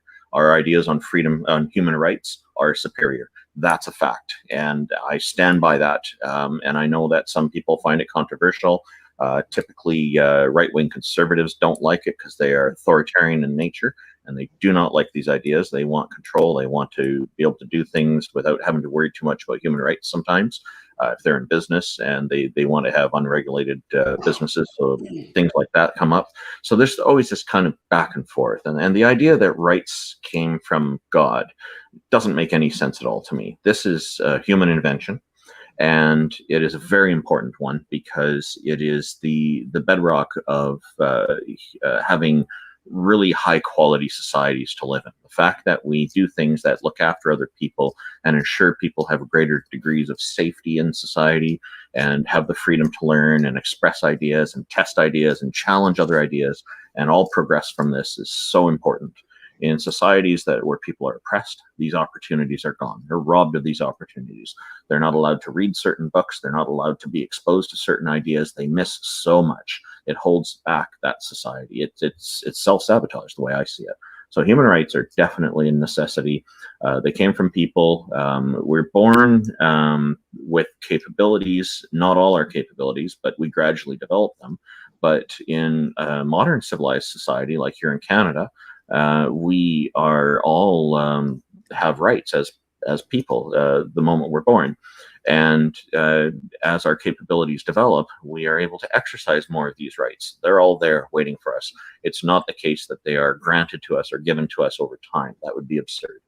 And that would be extremely difficult to maintain because people grow at different rates intellectually, physically, and whatnot, and develop different capabilities at different times. And so it is very important that we just have a level playing field for everybody and try to encourage everybody to see where things go.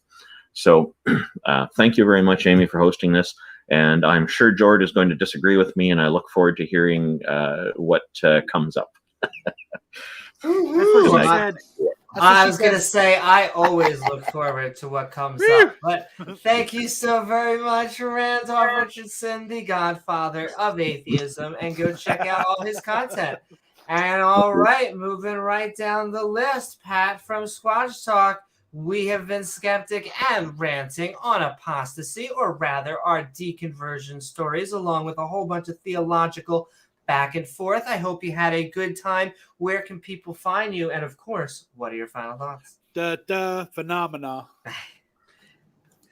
Yeah, so man, I couldn't agree with the last speaker more. That's me, Randolph. Randolph, absolutely brilliant. You put it in a way that I could never articulate. I'll say this, just to wrap it up. I'll be short and sweet, Amy. I was born a free individual in this country, the United States of America, and I sit here now before all of you as a free individual. If anybody thinks that they can take that away from me, I'm waiting. I'm right here waiting for you. Not going to happen. I'm free. This country is free. We have constitutional protected freedoms, and that means something to me. So if you think you could like snatch that out of my palm of my hand, bring it. And you're going to fight for it, as you should. With that, Amy, I relinquish my time. Thank you so very much, Pat. It was an honor having you on. And with that, we are going to keep on going right down the line, protecting our freedoms. We are rolling to Mobarak. Mubarak, I hope you had a good time, a fantastic time on this episode of Skeptic and Ranting Apostasy, where we talked about some deconversion stories as well as some theological back and forth. Where can people find you? And of course, what are your final thoughts?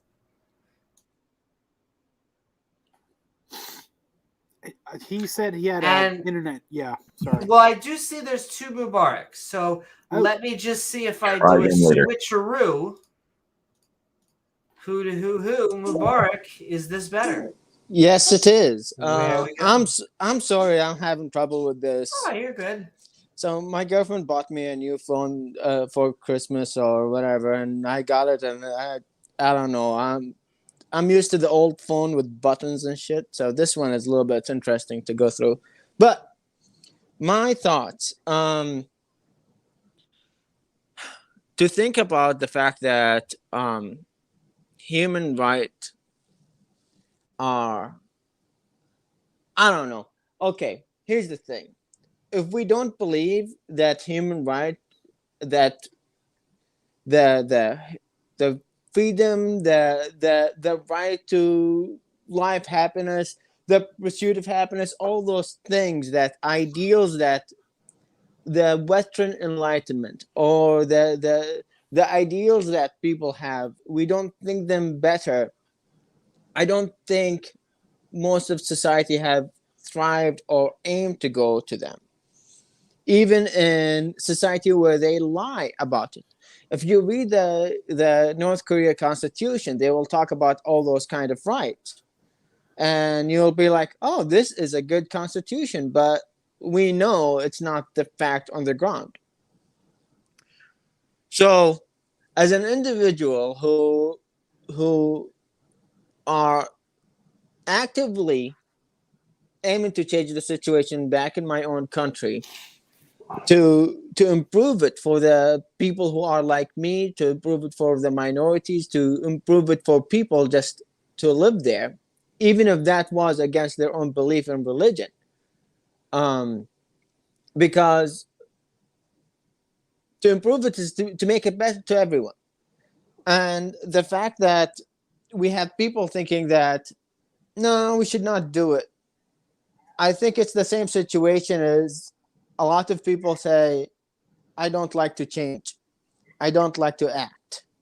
So as an apostate, as someone who left their religion, and I don't think I will ever go back to believe the same way I believed. It's a good thing. And I think, and that's my only humble opinion, that we should abandon the old tradition, some of them, and see what will aim to better humanity. I don't care about your God, and you shouldn't care about my belief in my God. So if you think that because I don't believe in your God give you the right to kill me, that's a problem. And one thing to think that cultures are different.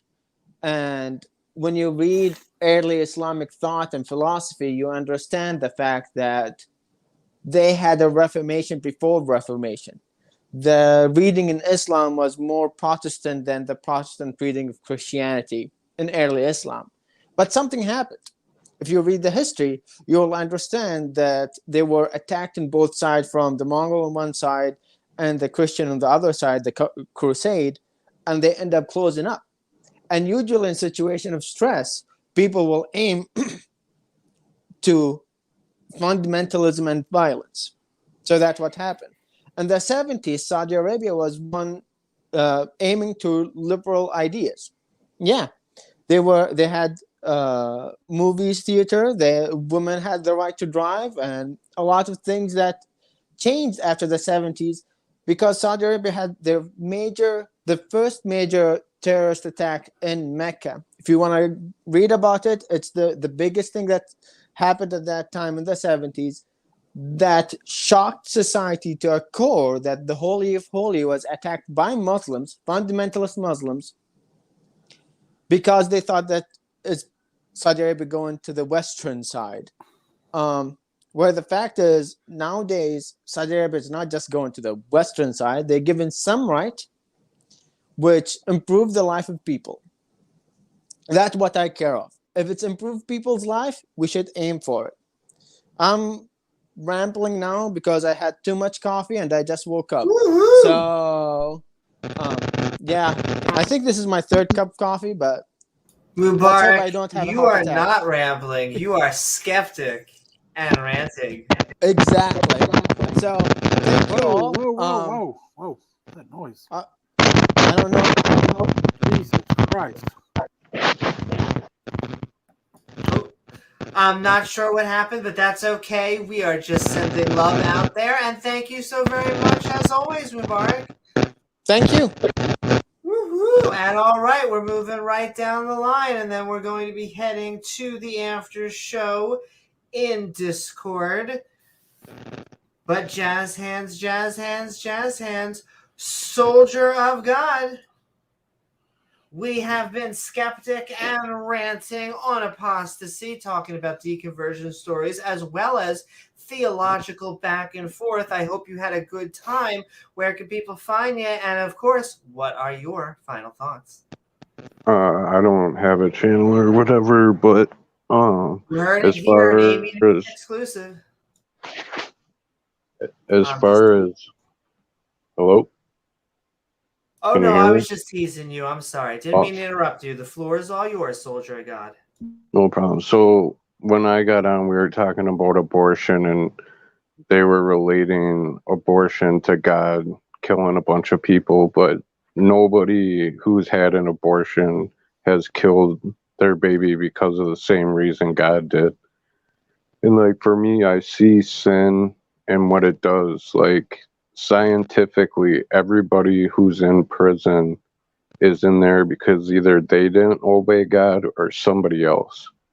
What? So with that, I'll just leave that there. And then with apostasy and stuff and people's rights, like in America we have rights, but they're basically like our Constitution is restrictions on government.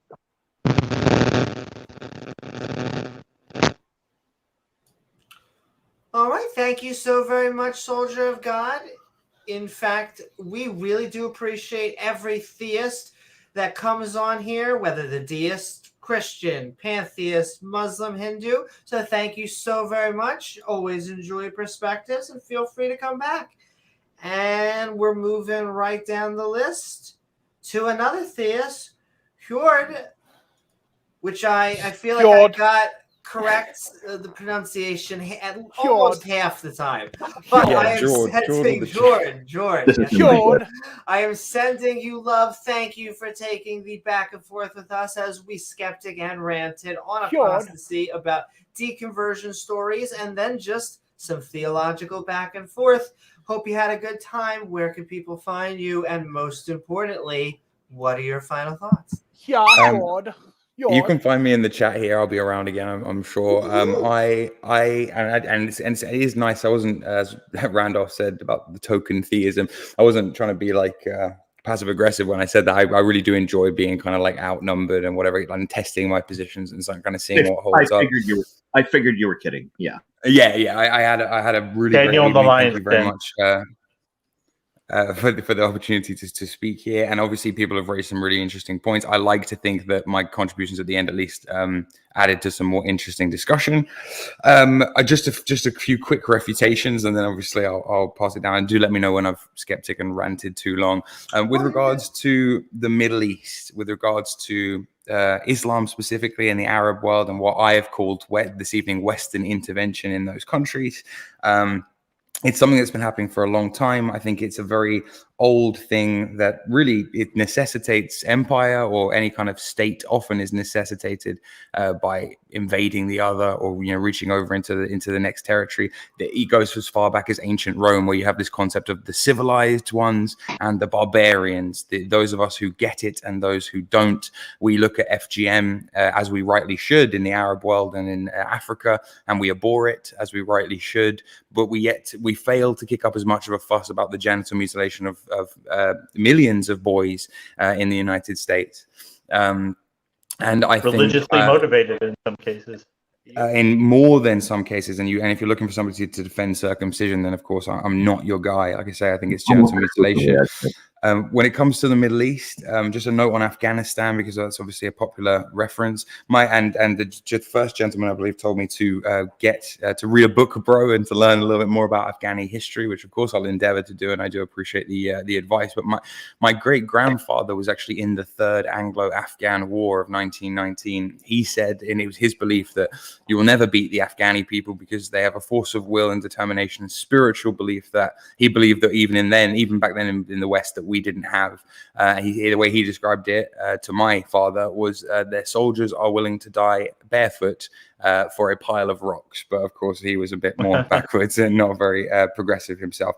The reason I bring this up is because when we look at things through the lens, really this all just boils down to moral foundation theory. When we look at things through the lens of justice and equality and fairness, then yes, of course, there is some logic to marching into another country and putting them straight if they're oppressing their own citizens. I think a lot of people can see that argument. But if we look at life through the other side, equally moral, but a different moral framework, if you like, of sanctity, of purity, of in-group, out-group, of loyalty, then we can start to see how perhaps it's none of our business and none of our bloody business to be anywhere else in the world telling anybody else what to do. So that brings me on to the concept of freedom, which has been talked about intensely tonight, and which means a lot of different things to a lot of different people, clearly. I'll simply say this on freedom. I think Randolph's comment about, or was it Randolph, maybe it was the gentleman before, who said that the tree of liberty should be watered with the blood of patriots. I think it's a fantastic quote. I don't want anybody to think that I am myself a super authoritarian. Maybe I have some authoritarian tendencies, if I'm being honest, but I still love freedom and I still love liberty. Of course, it means different things to different people. Whilst I see the beauty of freedom, I do think that freedom is also ugly, in that people have to die to defend freedom. And there's an ugly side to freedom. Freedom is the freedom to drive down the freeway at 120 miles an hour with no helmet on. And if you happen to be turned into a pancake, then that was your freedom, and there's not necessarily always so pretty, the end results of freedom, but nonetheless we fight for it and we should fight for it. But I just think that we should allow other people, specifically other groups, their freedom. I think what's happening in the world today is that we're moving towards a world of global homogeneity, where we have one set of rules for everybody, and we push it on to everybody. And I think the move Calm down, towards Bird. this is extremely dangerous, and I think it really illiberal actually at the heart of it, and and destroys diversity and the things that people who claim to be liberal or skeptic or whatever claim to care about. So just something where Thomas Jefferson, Tree of Liberty. Thank you for that in the back chat. So yeah, that was all I wanted to say. Thanks for having me, Amy. I have one question for you. Thank you for being here. I have one question for Claire you. transitioned. I have one question for you about your picture. Is there a no regrets tattoo on your chest? No, it's a no regrets. No regrets. Thank Even you I so got it very wrong. much Wow. for being here. No, it's no regrets. And we How look poetic forward justice of me getting that wrong. to more back and forth. And all right. In fact, really nice to have all of our theistic brothers and sisters. It almost, for a little while, was almost even, like 3v3. So that was fun. And sending love. We're moving Thank you. right down the list to Jason. We have been skeptic and ranting on apostasy, our deconversion stories, along with some theological back and forth. Hope you had a fun time. Where can people find you? And of course, what are your final thoughts? Yeah, I always love coming on your stream, Amy. I really appreciate it. Yeah, I have a channel. You can just if you just search YouTube for Jason Torn, you'll get me. And I just very briefly, I'll be very brief. We talked about apostasy. I think I gave my position on that around. I think apostasy is a kind of a dated concept that in the modern era, we're able to renunciate our religion and not feel such persecution. It still exists in the world. I certainly acknowledge that, but I think we're making progress in that respect. But a few other things I'll mention, human rights. I don't think human rights, you're not born with human rights. I think that's a social construct. I think morals are social constructs. I know those are I know that those are, yeah, exactly. I know people may disagree with me, but that's what I think. I wanted to mention, I think that Richard, who was on, was doing yet another like biblical interpretation, like subjective evaluation of, using his own interpretation of what he thinks the Bible should say. He's able to spin it around however he wants to. And that's one of the problems with the Bible and religious texts, is that they're written in a way that allow you to interpret them whatever way you want to interpret them. And so I have a problem with that. And then the last thing I'm going to mention is this. I didn't get a chance to talk about abortion and the death penalty. I know Jord was saying that yeah, he's pro-life but pro-death penalty. I find that really, I'd love to have that discussion, because it's like you have a fetus that is within a woman, and this complicated issue of when life begins, and you're saying that potentiality of life, we can't possibly sacrifice that given this complicated issue of women's reproductive rights. But then we have men and women that are living people that are in jail. We're like, we're going to kill them. I hate to say it, but it strikes me as somewhat racist in that most of those people are people of ethnicity, and people like, if it's a little white man in somebody's belly, don't kill that. But if it's a black man in jail, just execute them for what they did, because I don't give a shit about that. I know that's controversial too. And Jord, if you want to talk about that at a later time, I'd be super controversial. We can definitely do that at some point. That'd be great. Yeah. Absolutely. Yeah. And anyways, that's all I'll say. And I love chatting with all you guys. So appreciate being on. Thanks, Conan. Thank you so very much, Jason. Jason and Jord, I'd love to join you for the abortion death penalty conversation. Yeah, that's actually a really good. That's a good debate topic. Yeah.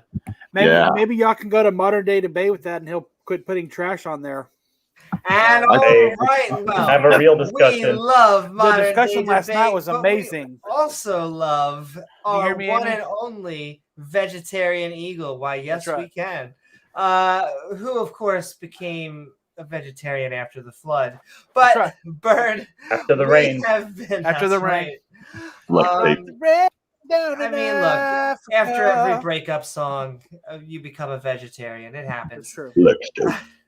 But we've been having fun. We've been skeptic and ranting on apostasy, our deconversion stories, as well as some theological back and forth. Hope you had a lovely time. And of course, Bird, what are your final thoughts?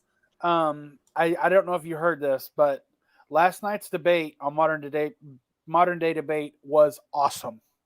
It was two people that actually knew what they were talking about. It was amazing and a huge breath of fresh air. I wish James would do more like that, and I could quit trashing him. Anyhow, this was a really fun one. I enjoyed everybody that came on. Even if we disagree, I think we all left slightly smarter. I know I did. I learned some stuff that, I'd never thought about. Thank you for everybody. But yeah, I think it's really cool to have these types of conversations and really kind of dive into what everybody truly thinks and, get definitions correct. Cause I think that's the most important thing a lot of people don't do nowadays, was to really dive into like what you're actually saying. But that's all I have to say. Dive in, Bird. It's been a blast. Thanks, Bird. I'm out, bitches. Woo-hoo. Thank you so very much, Bird, as always. And your vegetarianism post-flood never ceases to amaze us. Thank you, Kent Hovind. You are my hero. That's right. A big glass of water. Yep. 15-foot long, Bird. That's 15-foot right. whale penis. That's right. Which means there is only one man, the executive one mission producer left. That's right. Which, of course, is Gizmo. But also, James, we're leaving it to you. We have been Skeptic, baby, and Ranting. He's the producer. It's sad because if like the end of the world, if like it's a terrible parasite and it just turns out to be adorable, we're all screwed. Just gonna be like, oh my god, absolutely. you're so cute. But yes, James, we have been Skeptic and Ranting on Apostasy, on our deconversion stories. I think this was a fantastic subject that it was a very good subject, yeah. So I can't thank you enough. And what are your final thoughts? Well, yeah, it was really good to hear everybody's point of view, and to like Bird said, I think we all took something away from it. We all learned something, gained a new perspective, and that's really what we're trying to do here, trying to learn what other people think and understand, and express our own views and tell our stories. So thanks, guys. And yeah, great show. We love you guys. Woohoo. Woo-hoo. That's right. We want to send all of you out there lots of love, because I was seeing the comments. We do want to thank all of you for making 900 subs even possible. We have some great 2 new shows in pre-production along with shorts and all stuff. That's right. Woo-hoo. Though Gizmo, I like to think of as more of a philosopher. Yeah. Yeah. But we're not a creationist. Confucius say. Not a day Earth kitty.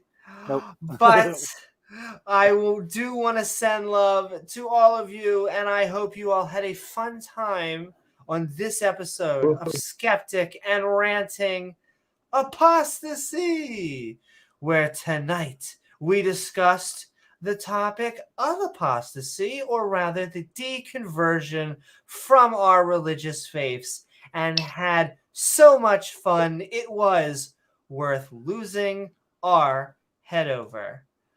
And to be covered in pasta sauce. Oh, baby, now you're talking my game. I do want to thank my co-host James W. But not Nick too. That would be a big dry cleaning bill. Exactly. Here we go. I should have got the jacket on just for you. I know you're jealous. There you go. Right. You bastard, Nick.